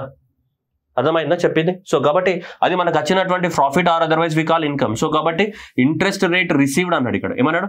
Interest rate received on the loans create the what liability for the what government. ఒకవేళ ఈ స్టేట్మెంట్ కరెక్ట్ అవ్వాలంటే ఇక్కడ ఏముండాలి? ఇంట్రెస్ట్ పేమెంట్స్ అని ఉండాలి. ఒకవేళ ఈ స్టేట్మెంట్ అనేది కరెక్ట్ అవ్వాలని అనుకుంటే ఇక్కడ what should be the what word? Interest payments అనేది ఉంటాయి. Interest payments on the loans create the what liability for the government అంటే ఎస్, మనం తీసుకొచ్చిన ఇంట్రెస్ట్ మీద ఫ్యూచర్లో మనం లోన్స్ మనం పే చేయాలి, అవునా కదా. అప్పుడు అది గవర్నమెంట్ ఫ్యూచర్లో ఖచ్చితంగా కట్టాల్సి ఉంటుంది. కాబట్టి ఇంట్రెస్ట్ పేమెంట్స్ అంటే అప్పుడు అది ఈ స్టేట్మెంట్ కరెక్ట్. కానీ ఇక్కడ ఇంట్రెస్ట్ పేమెంట్స్ అనలే, ఏమన్నాడు ఇక్కడ? ఇంట్రెస్ట్ రిసీవ్డ్ అని చెప్పాడు. ఇక్కడ ఏమన్నాడు? ఇంట్రెస్ట్ రిసీవ్డ్ అని చెప్పాడు. కాబట్టి స్టేట్మెంట్ అబ్సల్యూట్లీ 1000% రాంగ్ స్టేట్మెంట్. ఇది కరెక్ట్ అవ్వాలంటే here the word should be interest payment అనే వర్డ్ ఉండాలి ఇక్కడ, అప్పుడు అది కరెక్ట్ అవుతుంది. Okay, so keeping that aside అంటే థర్డ్ వెళ్ళిపోయింది మనకి. సో ఇలా అంటే ఎగ్జామినేషన్ తీసుకుంటే పోయింది, అయిపోయింది. థర్డ్ పోయినప్పుడు డైరెక్ట్ నీకు ఏం ఆలోచించాల్సిన అవసరమే లేదు, డైరెక్ట్ 1 2 కరెక్ట్ అని క్లియర్గా తెలిసిపోతుంది. But okay, but anyway concept మనకి ఇంపార్టెంట్. ఫ్యూచర్ ఎగ్జామ్ కోసం మాట్లాడుతాం మనం, అయిపోయిన ఎగ్జామ్ గురించి మాట్లాడట్లే. ఓకే, నెక్స్ట్ ఏమన్నాడు? Capital receipts creates the what liability. ఓకేనా, capital receipts creates the what liability or లేదంటే cause of the what reduction in the what assets of the government అన్నాడు. ఓకేనా, రైట్, చూద్దాం. సో దీంట్లో ఏమున్నాయి చూడండి. లయబిలిటీ ఇప్పుడు ఫస్ట్ ఇక్కడ 2 ఉన్నది. ఒకటి బారోయింగ్స్. బారోయింగ్స్ అనేటివి లయబిలిటీ క్రియేట్ చేస్తాయా చేయవా అనేది ఫస్ట్ పాయింట్. అదే కదా, లయబిలిటీ అంటే ఫ్యూచర్లో పే చేయాలి కదా, ఫ్యూచర్లో పే చేయాలి కదమ్మా లయబిలిటీ. డెఫినెట్గా లయబిలిటీ ఇప్పుడు బారోయింగ్స్ ఉన్నాయి. ఇప్పుడు మనం బారోయింగ్స్ తీసుకొస్తున్నామా లేదా? డెఫినెట్గా బారోయింగ్స్ తీసుకొచ్చాం. బారోయింగ్స్ తీసుకొచ్చి ఓకే అనుకుందాం, మనం ఒక 20,000 కోట్లు అనుకుందాం. 20,000 కోట్ల బారోయింగ్స్ తీసుకొచ్చాం. 20,000 కోట్ల బారోయింగ్స్ తీసుకొచ్చి మనం ఎయిర్పోర్ట్స్ నిర్మించాం, రైట్. సో ఎయిర్పోర్ట్స్ నిర్మించి దాని మీద ప్రాఫిట్స్ ఎర్న్ చేస్తున్నాం. ఓకే, ప్రాఫిట్స్ ఎర్న్ చేస్తున్నాం. అండ్ ప్లస్ ఈ ప్రాఫిట్స్ ద్వారా గవర్నమెంట్కి ఏమొస్తుంది? మనకి ఇన్కమ్ అనేది రావడం జరుగుతుంది. సో ఇన్కమ్ ద్వారా, ఈ వచ్చిన ఇన్కమ్ ద్వారా నువ్వు ఏం చేయాలి? తిరిగి 20,000 కోట్లను ఏం చేయాలి? మళ్ళీ రీపేమెంట్ చేయాలన్నా చేయకూడదా? సో రీపేమెంట్ చేయాల్సిందే కదా 20,000 కోట్లని. అంటే ఏంటిది? నువ్వు తీసుకొచ్చినటువంటి ప్రిన్సిపల్ అమౌంట్ ప్లస్ దానికి ఇంకా ఏంటిది మనకి ఇంట్రెస్ట్ రేట్ అనేది యాడ్ చేసి నువ్వు పే చేయాల్సిందే కదా. ఫ్యూచర్లో చేయాలన్నా చేయకూడదా? చేయొచ్చు కదా, చేయాల్సిందే కదా, రైట్. సో కాబట్టి సో క్యాపిటల్ రిసీట్స్ అనేది ఖచ్చితంగా ఈ బారోయింగ్స్ అనేది దేన్ని క్రియేట్ చేస్తుంది? మనకి లయబిలిటీని. బారోయింగ్ అనేది క్యాపిటల్ రిసీట్సా కాదా అంటే ఎస్, క్యాపిటల్ రిసీట్సే బారోయింగ్ అనేది. ఎందుకంటే మనం లాంగ్ టర్మ్ ఇన్వెస్ట్మెంట్ పెడుతున్నాం కదా క్యాపిటల్ రిసీట్స్లో. క్యాపిటల్ అంటే ఏంటిది? క్యాపిటల్ రిసీట్స్ అంటే ఏంటిది? So what ever the investment ఏదైతే ఇన్కమ్ ఉందో ఆ ఇన్కమ్ అనేది మనం దేనికోసం? లాంగ్ టర్మ్స్ కోసం మనం ఇన్వెస్ట్మెంట్ పెట్టే ఇన్కమ్ మనకి. ఓకేనా, సో లాంగ్ టర్మ్లో సో మనకి ఏదైతే ఇన్వెస్ట్మెంట్ ఏదైతే ఉందో సో ఈ లాంగ్ టర్మ్లో పెట్టే ఇన్వెస్ట్మెంట్ అనమాట ఇన్కమ్. ఓకే, సో లాంగ్ టర్మ్లో పెట్టే ఇన్వెస్ట్మెంట్ ఏదైతే ఉందో సో అది అనమాట మనకి. క్లియరా? సో లాంగ్ టర్మ్లో పెట్టే ఇన్వెస్ట్మెంట్ క్లియర్ కదా. సో అదనమాట. అందువల్ల సో బారోయింగ్స్ అనేటివి ఇప్పుడు ఎగ్జాంపుల్ ఇచ్చి బారోయింగ్స్ అనేటివి ఖచ్చితంగా మనం ఫ్యూచర్లో పే చేయాలి. చేయకపోతే ఏం చేస్తాం మరి? కాబట్టి లయబిలిటీ క్రియేట్ చేస్తుంది డెఫినెట్గా. So borrowings create the what liability because borrowings are the part of the what capital receipts. Capital receipts అంటే క్యాపిటల్ ఇన్కమ్. ఎందుకు బారోయింగ్స్ ని మరి అప్పు తీసుకొచ్చిన దాన్ని కూడా ఇన్కమ్ లాగా ఎందుకు కన్సిడర్ చేస్తున్నాం అంటే మనం ఇన్కమ్ ని జనరేట్ చేసి ఫ్యూచర్ లో మనకి రీపేమెంట్ కెపాసిటీ ఉంది కాబట్టి. ఒకవేళ రీపేమెంట్ కెపాసిటీ లేకపోతే అదంతా క్యాపిటల్ రిసీట్ లాగా కన్సిడరేషన్ లోకి తీసుకోం. మనం తీసుకొచ్చే అప్పు ఇన్కమ్ జనరేషన్ కోసం తీసుకొస్తుందని ఇక్కడ మీనింగ్. సో ఆ జనరేట్ అయిన ఇన్కమ్ ద్వారా తిరిగి principal amount plus interest payment 2 మనము పే చేస్తామా? Getting point. సో అది సో కాబట్టి ఇక్కడ ఇది బారోయింగ్స్ అనేది క్యాపిటల్ రిసీట్ లో భాగం. అది బారోయింగ్ అనేది అప్పు అయినా అప్పుని మనం అప్పులాగా కన్సిడర్ చేయట్లేదు, దాన్ని అప్పుని కూడా ఇన్కమ్ లాగానే కన్సిడరేషన్ లోకి తీసుకుంటున్నాం. ఎందుకు అంటే మనకు రీపేమెంట్ కెపాసిటీ ఉంది కదా. ఎందుకు రీపేమెంట్ కెపాసిటీ ఉంది? We're putting in the long term investment to generate the what income. Okay, income ని జనరేట్ చేసే లాంగ్ టర్మ్ ఇన్వెస్ట్మెంట్ పెడుతున్నాం. వాటి ద్వారా ఫ్యూచర్ లో ఇంకా ఇన్కమ్ జనరేట్ అయ్యి వాటి ద్వారా సో మనకి రీపేమెంట్ చేస్తాం, ఇన్ఫ్రాస్ట్రక్చర్ డెవలప్ అయింది. నెక్స్ట్ డిస్ఇన్వెస్ట్మెంట్ అంటున్నాడు. What is mean by disinvestment? Disinvestment అంటే ఏంటిది? Sale of the what government shares. Sale of so government shares ఎక్కడ? in public sector companies. In PSUs, public sector undertakings. Public sector undertakings అంటే ఏంటిది? Suppose maybe LIC కానీ, okay, Bharat heavy electrical limited కానీ, Hindustan aeronautic Limited's కానీ, ఓకేనా. So ఇలా చాలా ఉన్నాయి కదా మనకి 253కి పైగా మనకి పబ్లిక్ సెక్టర్ కంపెనీ, ఈసీఐఎల్ కానీ, సో ఇలా చాలా పబ్లిక్ సెక్టర్ కంపెనీ ఉన్నాయి. ఈ పబ్లిక్ సెక్టర్ కంపెనీలో గవర్నమెంట్ ఏం చేస్తుంది? తన యొక్క షేర్ని తగ్గించుకుంటూ ఉంటుంది. ఓకే, షేర్ని తగ్గించుకుంటూ ఉన్నప్పుడు ఆటోమేటిక్ సపోజ్ గవర్నమెంట్కి 70% షేర్ ఉంది అనుకోండి, అమ్మేసి దాని షేర్ 60%కి పడిపోయింది. ఓకేనా, మళ్ళీ అమ్మేసి దాని షేర్ అనేది 50%కి తగ్గిపోయింది. అంటే అప్పుడు ఇప్పుడు దాని షేర్ తగ్గిపోతున్నప్పుడు దాని ఆస్తులు తరుగుతున్నట్టే కదా, గవర్నమెంట్ యొక్క ఆస్తులు తగ్గిపోతున్నట్టే కదా స్లోగా. సో అసెట్స్ అనేటివి ఏమవుతున్నాయి? మనకి తగ్గుతున్నట్టే కదా, అసెట్స్ అనేటివి తగ్గుతున్నాయి మనకి, రైట్. సో అసెట్స్ అనేటివి ఏమవుతున్నాయి? తగ్గుతున్నాయి. సో కాబట్టి borrowings and disinvestments are the what? Capital receipts. Yes, capital receipts. ఓకేనా. సో కానీ దీనివల్ల ఏమవుతుంది? లయబిలిటీ పెరుగుతుంది. బారోయింగ్స్ వల్ల లయబిలిటీ పెరిగే అవకాశం ఉంది. అండ్ డిస్ఇన్వెస్ట్మెంట్ వల్ల ఏంటిది? Reduction in the was assets of the government. Disinvestment అంటే గవర్నమెంట్ ఆస్తులు అమ్మేయడం. ఇప్పుడు విశాఖపట్నం స్టీల్ ప్లాంట్ అమ్మేస్తామని చెప్పలే, అమ్మేస్తే ఏమైతే? గవర్నమెంట్కి ఆస్తులు పోయినట్టే కదా. సో కాబట్టి అదనమాట. సో కాబట్టి ఇది కొంచెం క్రిటికల్ క్వశ్చనే కాన్సెప్ట్ అనేది. బట్ ఎనీవే థర్డ్ స్టేట్మెంట్ రాదు. First capital receipts creates liability. Yes, ఎందుకంటే అది లోన్ కాబట్టి లయబిలిటీని క్రియేట్ చేస్తుంది ఎప్పుడు? బారోయింగ్స్ తీసుకొచ్చినప్పుడు. ఒకవేళ డిస్ఇన్వెస్ట్మెంట్ చేస్తే గవర్నమెంట్ ఆస్తులు నమ్మితే ఆస్తులు తగ్గిపోతున్నట్టే కదా. Reduction of the what? Capital assets. Clear?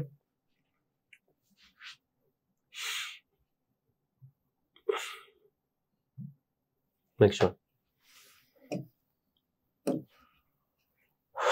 Statement about the turmeric in the year 2022. So India is the largest producer and exporter of the turmeric in the world, right? So more than 30 varieties అనేది ఇండియాలో cultivate చేస్తాం. So Maharashtra, Telangana, Karnataka, Tamil Nadu are the what? Largest producers. దీంట్లో ఎలాంటి సందేహం లేదు. All are direct statements. ఇది మనకు తెలిస్తే పెడతాం, లేకపోతే లేదు.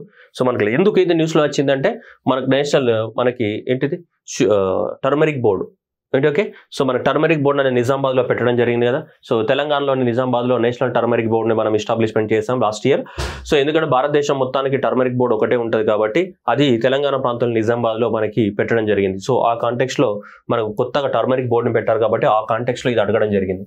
So India is the largest producer and as well as exporter of the turmeric in the world. And 30 varieties కన్నా ఎక్కువ మొత్తంలో కల్టివేట్ అవుతాయి ఇండియాలో అని చెప్తున్నారు. So historically India is the large producer in the world.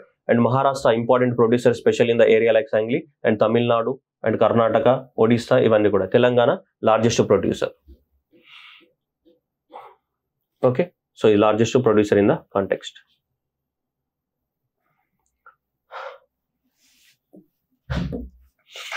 ఏమంటున్నాడు? Rashtriya Gokul mission. So Rashtriya Gokul mission. Gokul అంటే ఎవరు? శ్రీకృష్ణుడు. శ్రీకృష్ణుడు అంటే ఏంటిది? ఆవులు గేదెలు గుర్తు రావాలా. వెరీ సింపుల్ లాజిక్, అదే చెప్తున్నాడు అక్కడ. It is important for the what? Development of the rural poor as a majority of the low producing indigenous and small marginal farmers, landless farmers ఎవరైతే ఉన్నారో వాళ్ళకి హెల్ప్ చేయడానికి కోసం తీసుకొచ్చారని చెప్తున్నారు. స్మాల్ అండ్ మార్జినల్ ఫార్మర్స్ అంటే ఎవరు? 5 ఎకరాల 5 ఎకరాల కన్నా మార్జినల్ ఫార్మర్స్ అంటే 2.5 ఎకరాల కన్నా తక్కువ ఉన్న వాళ్ళు. స్మాల్ ఫార్మర్స్ అంటే 5 ఎకరాల కన్నా తక్కువ ఉన్న వాళ్ళు. ఇలా 5 ఎకరాల కన్నా తక్కువ ఉన్నటువంటి స్మాల్ ఫార్మర్స్ కానీ, 2.5 ఎకరాల కన్నా తక్కువ ఉన్నటువంటి మార్జినల్ ఫార్మర్స్ కానీ, లేదంటే అసలు ల్యాండ్ లేని ల్యాండ్లెస్ లేబర్స్ కానీ, వీళ్ళందరికీ ఏదైనా ఒకటి వాళ్ళకి ఇన్కమ్ సోర్సెస్ ని కలిగించాలని చెప్పేసి మనం ఏంటిది? సో దట్ ఈస్ ఇండిజినస్ ఏంటి యానిమల్స్ ఏవైతే ఉన్నాయో మనం వాటిని ఎంకరేజ్ చేయడం అనేది జరుగుతుంది. దేశీ ఆవులు గేదెల్ని పెంచాలని. Okay, so it was initiated to promote the what? Indigenous cattle and buffalo rearing and conservation in the scientific holistic manner. Right, రెండు కూడా హెల్ప్ అవుతాయి. సో మనకి భారతదేశంలో ఉన్నటువంటి క్యాటిల్ని కానీ బఫెలోని కానీ కన్సర్వ్ చేయాలి. వీటిని కాపాడుతూ ఉంటే ఆటోమేటిక్గా వీళ్ళ యొక్క ఇన్కమ్ పెరుగుతుంది. రూరల్ పూర్ యొక్క ఏంటిది అప్లిఫ్ట్మెంట్ అనేది కూడా జరుగుతున్న ఉద్దేశంతో రాష్ట్రీయ గోకుల్ మిషన్ ని మనం ఏం చేసాం?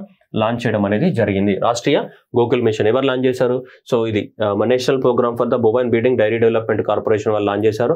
డెవలప్మెంట్ ఆఫ్ ద ఏంటిది? Indigenous bovine breeds, cattle and buffaloes ని సైంటిఫిక్ హోలిస్టిక్ మేనర్ లో. సో దీని ద్వారా సో స్మాల్ అండ్ మార్జినల్ ఫార్మర్స్కి హెల్ప్ అవుతుంది. సో వాళ్ళ యొక్క ఇన్కమ్ సోర్సెస్ కూడా ఏమైతే పెరుగుతాయి అని చెప్పేసి దీన్ని లాంచ్ చేశారు. మనకి ఇది రాష్ట్రీయ గోకుల్ మిషన్ ని లాంచ్ చేయడం అనేది జరిగింది నేషనల్ డైరీ డెవలప్మెంట్ కార్పొరేషన్ వాళ్ళు. So both statement are true. Indian Railways prepared the National Railway Action Plan to create the future railway system. So ఇది 2028 కాదు, ఇక్కడ 2030 ఉండాలి national railway. So national rail plan action అనేది 2030. It is not the 2028. Next one, Kavach is a automatic train protection system. Yes, ట్రైన్లో ఒక train అనేది ఇక్కడ నుంచి వస్తుంది అనుకోండి, ఒక ట్రైన్, సో ఒక ట్రైన్ ఇంకొక ట్రైన్ ఇక్కడ నుంచి వస్తుంది అనుకో, ఈ రెండింటిల మధ్యన కొలిజన్ జరగకుండా ట్రైన్లను ఏం చేస్తే కాపాడుతుంది ఆటోమేటిక్గా. దేని ద్వారా? ఈ రేడియో ఫ్రీక్వెన్సీ ద్వారా. సో రేడియో ఫ్రీక్వెన్సీ ద్వారా ఆటోమేటిక్గా కాపాడుతూ ఉంటుంది. కానీ so Kavach is a automatic train protection system developed in collaboration with the Germany అన్నాడు. ఇది జర్మనీ కొలాబరేషన్ తోటి కాదు, సో ఏ కంట్రీతో సంబంధం లేదు, మనమే ప్రొడ్యూస్ చేసుకున్నాం ఇది కవచ్ అనేది. So only so Indian made అనమాట ఇది. సో అందువల్ల ఇండిజినస్ ఇది కూడా, ఓకేనా, జర్మనీతో సంబంధం లేదు. సో ఇండిజినస్ మనమే తయారు చేసుకున్నాం. That is a Kavach is so developed with indigenous technology. అది ఏ దేశ సాయం లేదు, మనమే తయారు చేసుకున్నాం. కాబట్టి సో 2 స్టేట్మెంట్స్ అనేటివి రాంగ్. థర్డ్ స్టేట్మెంట్ కనుక తీసుకుంటే మనకి Kavach system consisting of the radio frequency tag fitted on the track in the station section race. Radio frequency ద్వారా అది పనిచేస్తూ ఉంటుంది అనమాట మనకి. సో ఇది ఒకటి మాత్రమే కరెక్ట్. కానీ ఇక్కడ ఏమడిగాడు? ఫాల్స్ స్టేట్మెంట్స్ అడిగాడు. ఏవి ఫాల్స్ అన్నాడు? 1 and 2 false. Okay, so false statement ఏంటి? 1 and 2 అనేది ఫాల్స్ స్టేట్మెంట్స్ అడిగాడు ఎగ్జామ్లో.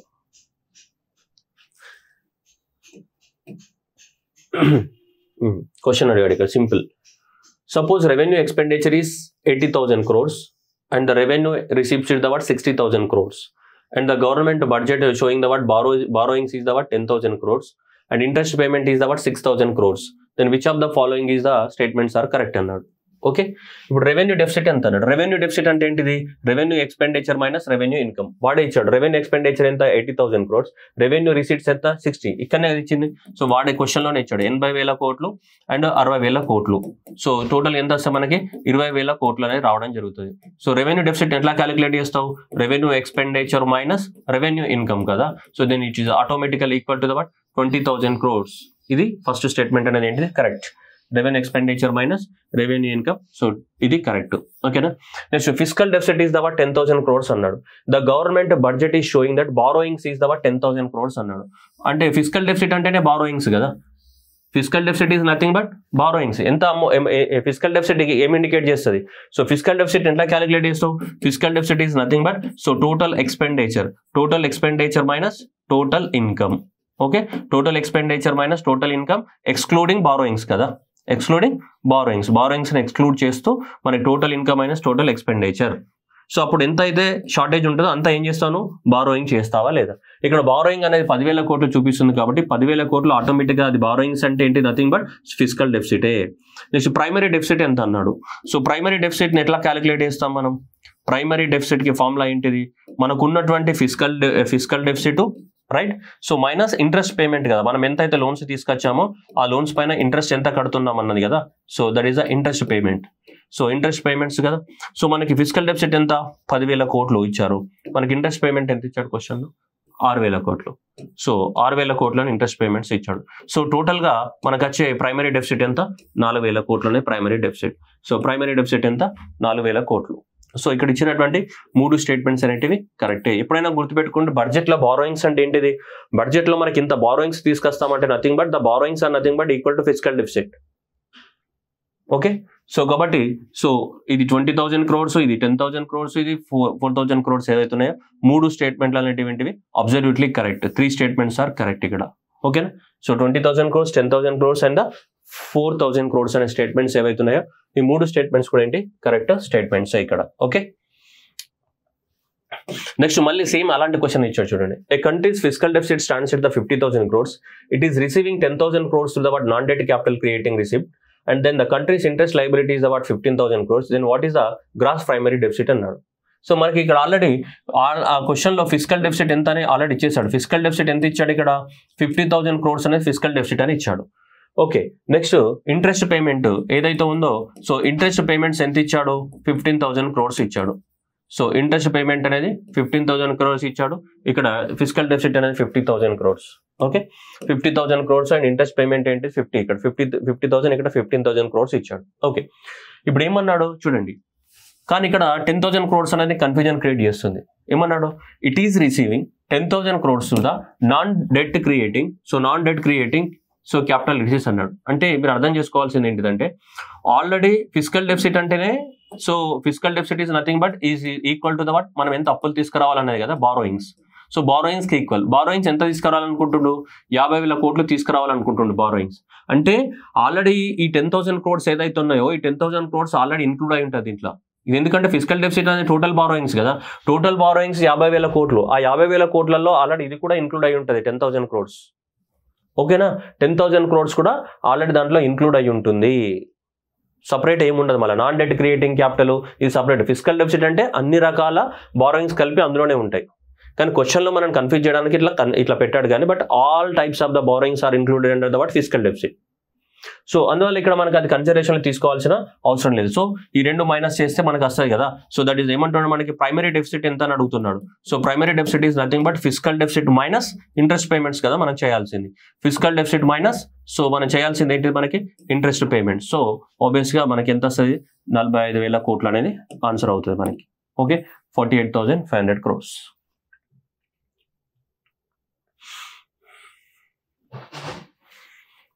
Right, next one 15th finance commission.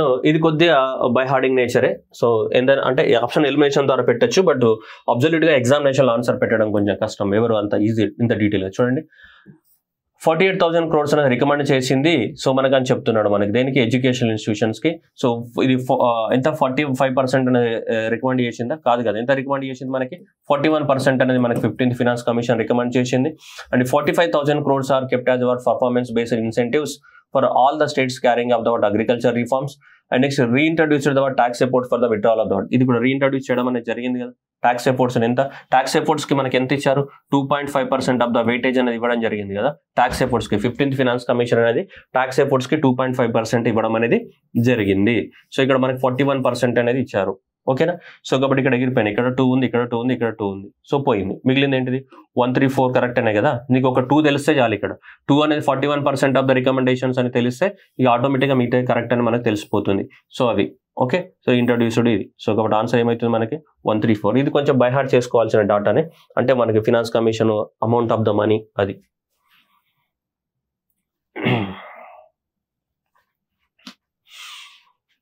IBRD international bank for the reconstruction and development. So ఇది ఎప్పుడు ఇదే కదా, one of the oldest organ of the what మనకి world bank. So world bank యొక్క oldest organ ఏదైతే ఉందో ఇదే కదా. సో వరల్డ్ బ్యాంక్ యొక్క ఓల్డెస్ట్ ఆర్గాన్ ఇదే కదా, IBRD. So that is the international bank for the reconstruction and development. Okay, ఇది ఎప్పుడు స్టార్ట్ అయింది మనకి, వరల్డ్ వార్ 2 ఎండ్ అయిన తర్వాత. వరల్డ్ వార్ 2 ఎండ్ అయిన తర్వాత ప్రపంచంలో మొత్తం కూడా హ్యుమానిటేరియన్ క్రైసిస్ అండ్ నెక్స్ట్ వచ్చేసి ఫినాన్షియల్ క్రైసిస్ తో బాధపడుతున్నప్పుడు కొత్త ప్రపంచాన్ని నిర్మించాలని చెప్పేసి దీన్ని తీసుకురావడం జరిగింది. అందుకోసం ఇక్కడ ఏమన్నాడు చూడండి, international bank for the what reconstruction and the development. అభివృద్ధి చేయాలి, ప్రపంచాన్ని రీకన్స్ట్రక్షన్ చేయాలి. ఎందుకు రీకన్స్ట్రక్షన్ చేయాలా, వరల్డ్ వార్ 2 వల్ల మొత్తం నాశనం అయిపోయింది ప్రపంచం అనేది. సో అందువల్ల వరల్డ్ వార్ 2 నుంచి మనం బయటపడాలన్న ఉద్దేశంతో ప్రపంచం మొత్తం డెవలప్మెంట్ చేయాలి, ప్రపంచాన్ని మళ్ళీ రీకన్స్ట్రక్ట్ చేయాలని చెప్పేసి దీన్ని తీసుకొచ్చారు. International bank for the reconstruction and development, IBRD. It is the organ of the మనకి వరల్డ్ బ్యాంక్. సో IBRD కానీ, మనకి ఇంటర్నేషనల్ ఫినాన్స్ కార్పొరేషన్ కానీ, ఇంటర్నేషనల్ డెవలప్మెంట్ ఏజెన్సీ కానీ, అండ్ నెక్స్ట్ మీగా మల్టీలాటరల్ ఇన్వెస్ట్మెంట్ గ్యారంటీ ఏజెన్సీ కానీ, international centre for settlement of the what investment disputes ICCID కానీ. So ఈ అన్నిట్లని కలిపి మనం ఏమంటాం, వరల్డ్ బ్యాంక్ అని చెప్తాం. సో మనకి world bank is having the what 5 organs, అన్ని కూడా వాషింగ్టన్ DCలో ఉంటాయి. దాని గురించి అడుగుతున్నాడు. So it provides the loans and guarantees to the middle income countries. It established to help the Europe to build after the World War II, and it is a single-handedly help the developing countries to reduce the poverty. No, not single-handedly. దీంతో పాటు ఇది కూడా ఉంటుంది, మేజర్గా ఇది help చేస్తుంది. International development agency ఏదైతే ఉందో ఇది ఎక్కువగా ఇంకా ఇన్వాల్వ్ అవుతుంది మనకి పావర్టీ రిడక్షన్ కోసం. కాబట్టి సింగిల్ హ్యాండెడ్లీ కాదు, వీళ్ళందరూ కూడా ఉన్నారు. మరి వరల్డ్ బ్యాంక్ అంటే ఒకటి IBRD కాదు, వీళ్ళందరూ కూడా హెల్ప్ చేస్తారు. కాబట్టి సింగిల్ హ్యాండెడ్ అనేది తప్పు ఇక్కడ. Okay, so how many are the correct అన్నాడు. So 1 and 3. RTGS. సో మీరు బ్యాంక్ ఇది ప్రాక్టికల్ ఎక్స్పీరియన్స్ ఇది. సో చేసే RTGS is the what settlement instantaneous, while the NEFT is the what takes the what time to payment. Yes, RTGS instant జరిగితే NEFT అనేది మనకి 20 minutes ఒకసారి update అవుతూ ఉంటుంది. 20 minutes టైం పడుతుంది మినిమం. ఒకప్పుడు అరగంట పట్టేది, ఇప్పుడు జస్ట్ 20 minutes పడుతుంది. అలా 20 minutes ఒకసారి అప్డేట్ అవుతుంది నెఫ్ట్ అనేది. RTGS అనేది ఇన్స్టెంట్ గా మనీ అనేది ట్రాన్స్ఫర్ అయిపోతుంది. Okay, RTGS customers is charged from the inward transactions while నటల్. రెండిట్ల మీద చార్జెస్ ఉండేది రాంగ్, దేనిపైన మనకి చార్జెస్ ఏం పడవు. Next operating hours of the RTGS restrict to certain days and while. ఇంతకుముందు 2 కూడా సో బ్యాంక్ వర్కింగ్ అవర్ లోనే ఉండే, ఇప్పుడు బ్యాంక్ వర్కింగ్ అవర్ లో లేవు, అన్ని కూడా 24 hours లో వర్క్ చేస్తున్నాయి. RTGS అయినా నెఫ్ట్ అయినా ఆన్లైన్ ఎక్స్చేంజ్ నుంచి 24 hours లో వర్క్ చేస్తున్నాయి మనకి. ఓకేనా, ఓన్లీ ఫస్ట్ స్టేట్మెంట్ మాత్రమే కరెక్ట్. సో మిగతా రాంగ్. ఇప్పుడు అట్లా ఏం లేవు మనకి. సో అన్ని వర్క్ చేస్తూ ఉన్నాయి. ఇప్పుడు 24 hours అనేది సో December 2020 నుంచి ఇది 24 hours వర్క్ చేస్తుంది RTGS. December 19 నుంచి ఇది కూడా 24 hours వర్క్ చేస్తుంది మనకి. అట్లా బ్యాంకింగ్ లోనే ఏం లేదన్నమాట మనకి. ఓకే, మినిమం 2 లక్షల కన్నా ఎక్కువ అమౌంట్ ఉంటేనే మనం జనరల్గా ఏం వాడతాం, RTGS అనేది వాడతాము. లేదంటే నెఫ్ట్ ద్వారా ట్రాన్స్ఫర్ చేస్తూ ఉంటారు మనకి. Okay, so no minimum limit. So ఇక్కడ మినిమం లిమిట్ అయితే 2 lakhs ఉంటుంది RTGS ద్వారా. ఓకే, సో అది మనం గుర్తుపెట్టుకోవాలి. ఇది ఫాస్ట్ ఉంటుంది, ఇది కొద్దిగా స్లో ఉంటుంది అంతే. ఇక్కడ అందుకని ఇక్కడ ఏమన్నాడు, బ్యాచ్ వైజ్ సెటిల్మెంట్ జరుగుతుంది అన్నాడు. అంటే బ్యాచ్ వైజ్ సెటిల్మెంట్ జరుగుతుంది అంటే ఏంటిది, బ్యాంక్ అనేది ఇప్పుడు సపోజ్ 10:30కి బ్యాంకింగ్ అవర్స్ 10:30 నుంచి 11 మధ్యలో జరిగినవన్నీ కూడా ఒక బ్యాచ్ లాగా ట్రీట్ చేసి అవన్నీ ఒకేసారి సెటిల్మెంట్ అవుతాయి. మళ్ళీ 11 నుంచి 11:30 మధ్యలో జరిగిన ట్రాన్సాక్షన్స్ అన్ని ఒక బ్యాచ్ లాగా ట్రీట్ చేసి అవి ఒకేసారి సెటిల్మెంట్ అయిపోతాయి. అట్లా సో ఒక 20 to 30 minutes of the interval టైంలో సెటిల్ అయిపోతుంది. ఇది అట్లా కాదు, ఇది కంటిన్యూగా. ఇప్పుడు మనీ ట్రాన్స్ఫర్ చేసామంటే ఇమీడియట్ గా నీ అకౌంట్ ఇప్పుడే రిఫ్లెక్ట్ అవుతాయి. దేని ద్వారా, RTGS ద్వారా. దీని ద్వారా రిఫ్లెక్ట్ అవ్వాలంటే అట్లీస్ట్ 20 minutes టైం పడుతుంది. అట్లా బ్యాచ్ వైజ్ సెటిల్మెంట్ జరుగుతుంది అనమాట. సో అది డిఫరెన్స్ బిట్వీన్ RTGS. అంటే ఇప్పుడు మనం పేపర్ డిస్కషన్లో ఉన్నాం, ఇంతకు మించి నేను ఏం చెప్పలేను ఇప్పుడు, బట్ ఇది ఓకే. Next UPI. సో UPIని ఫాలో అవుతున్న కంట్రీస్ సో యునైటెడ్ కానీ, ఫ్రాన్స్ కానీ, సింగపూర్ ఫాలో అవుతున్నాయి. మనకి 3 కంట్రీస్ అనేటివి ఫాలో అవుతున్నాయి. మనకి జర్మనీ కానీ, బంగ్లాదేశ్ కానీ ఇంకా యాక్సెప్ట్ చేయలేదు UPIని ఫాలో అవుతున్న కంట్రీస్. కానీ ఇప్పుడు మనకి ప్రపంచంలో మన UPIని ఫాలో అవుతున్నాయి కనుక తీసుకుంటే మనకి యునైటెడ్ అరబ్ ఎమిరేట్స్ కానీ, France, Singapore, Sri Lanka, Mauritius, Bhutan, Nepal, ఈ 7 దేశాలలో మనకి UPIకి యాక్సెప్టెన్స్ అనేది ఉంది as of now. So United Arab Emirates, France, Singapore, Sri Lanka, Mauritius, Bhutan, Nepal, ఈ అన్ని దేశాలకి ఏముంది మనకి యాక్సెప్టెన్స్ అనేది ఉంది. Okay, so France, Singapore, Sri Lanka, Mauritius, Bhutan and Nepal. Okay, PM Suryaghar Mufti Bijli Yojana direct ఇది స్కీమ్ల గురించి ఏముంటుంది, ఎట్లుంటుంది అట్లా ఉంటుంది. Target the what installation of the, so ఇంతే కదా 1 crore of the, so 1 crore of the what solar rooftop panels అని చెప్పాడు కదా, రైట్, కరెక్ట్. అది the ministry of the renewable energy కదా దీన్ని ఇంప్లిమెంట్ చేసేది, ఇన్స్టాలేషన్, ఆపరేషన్ చేసేది అంతా కూడా. Next to create the what more than 3 lakhs of the skilled manpower, ఇది కూడా 3 లక్షల మంది కన్నా ఎక్కువ. So fresh skilling and upskilling under the scheme as a component of the what capacity building. ఎందుకంటే ఈ సోలార్ ప్యానెల్స్ ని fit చేయాలి అన్నా, వాటి రిపేర్ చేయాలన్నా, వాటి ఆపరేషన్ చేయాలన్నా కూడా ఏం కావాలి, స్కిల్డ్ మ్యాన్ పవర్ కావాలి. అవునా కదా, అలా ఎంతమంది 3 లక్షల మందికి పైగా స్కిల్ పవర్ని అందించాలని అనుకుంటున్నాం. 1 crore ఇన్స్టాలేషన్ చేయాలనుకుంటున్నాం. ఇన్స్టాలేషన్ చేసేది ఎవరు, ministry of the renewable energy. So కాబట్టి అన్ని స్టేట్మెంట్స్ ఏంటి కరెక్ట్. ఇంత దీంట్లో మనం డిస్కస్ చేయడానికి కూడా ఏముండదు. స్కీమ్స్ అనేవి ఎట్లుంటాయి అట్లనే బట్టి పట్టాలి తప్ప దానికి ఏముండదు. Next country resource rich. Botswana diamond, Chile lithium, Indonesia nickel. So ఇలా ఇచ్చాడు. సో ఇది అన్ని కూడా డైరెక్ట్ ట్రూ. బోట్స్వానా డైమండ్స్ ఇక్కడ చూడొచ్చు. Diamond Botswana, and next lithium అనే చిలీ కానీ, అండ్ నికెల్ అనేది ఏంటి మనకి ఇండోనేషియా, సో ఫిలిప్పైన్స్, రష్యా అని. లిథియం అయితే మనకి చిలీ తర్వాత ఆస్ట్రేలియా, అర్జెంటీనా, చైనా ఉన్నాయి. Next Botswana, Russia, Canada, Australia, south Africa, diamond. So తర్వాత ఇట్లా కూడా క్వశ్చన్స్, ఇండిపెండెంట్ క్వశ్చన్స్ అడగవచ్చు. లిథియం ఏ దేశాలలో ఉంటుందని చెప్పేసి, చిలీ, ఆస్ట్రేలియా, అర్జెంటీనా, వీటి లోపల మనకి. ఓకేనా, సో అవి ఓకే. మనకి ఇది నికెల్ వచ్చేస్తే ఇండోనేషియా, ఫిలిప్పైన్స్, రష్యా, ఇలా కూడా క్వశ్చన్ అడగవచ్చు మనకి. సో ఏ దేశాలంటే ఎక్కువ మొత్తంలో రిసోర్స్ రిచ్ కంట్రీస్ వీటికి సంబంధించి, బోట్స్వానా, చిలీ, లిథియం. సో ఇది చిలీ అనేది ఏంటిది, lithium, Botswana diamond, and Indonesia nickel, right options. Okay, so ఇవి మనకి సంబంధించినటువంటి ఎకానమీకి వచ్చినటువంటి క్వశ్చన్స్ అన్ని కూడా ఏమున్నాయి మనకి. సో కాన్సెప్చువల్ అండర్స్టాండింగ్ ఉన్నాయి, అండ్ ట్రాప్స్ కూడా ఉన్నాయి. సో నెక్స్ట్ ఫ్యూచర్లో APPSCలో కానీ, నెక్స్ట్ TGPSCలో కానీ రాబోయే ఎగ్జామ్లలో కూడా ఇలాంటి క్వశ్చన్సే వస్తాయి ఎకనామిక్స్లో. కాబట్టి ఇలాంటి ఈ విధంగా ప్రిపేర్ అవ్వడానికి ట్రై చేయండి. ఓకేనా, UPSC ఎవరైతే ఫస్ట్ టైం ప్రిపేర్ అవుతున్నారో వాళ్ళకి ప్రీవియస్ క్వశ్చన్స్ మీద మంచి గ్రిప్ అయితే ఖచ్చితంగా ఉండాలి. Okay, thank you everyone and all the best.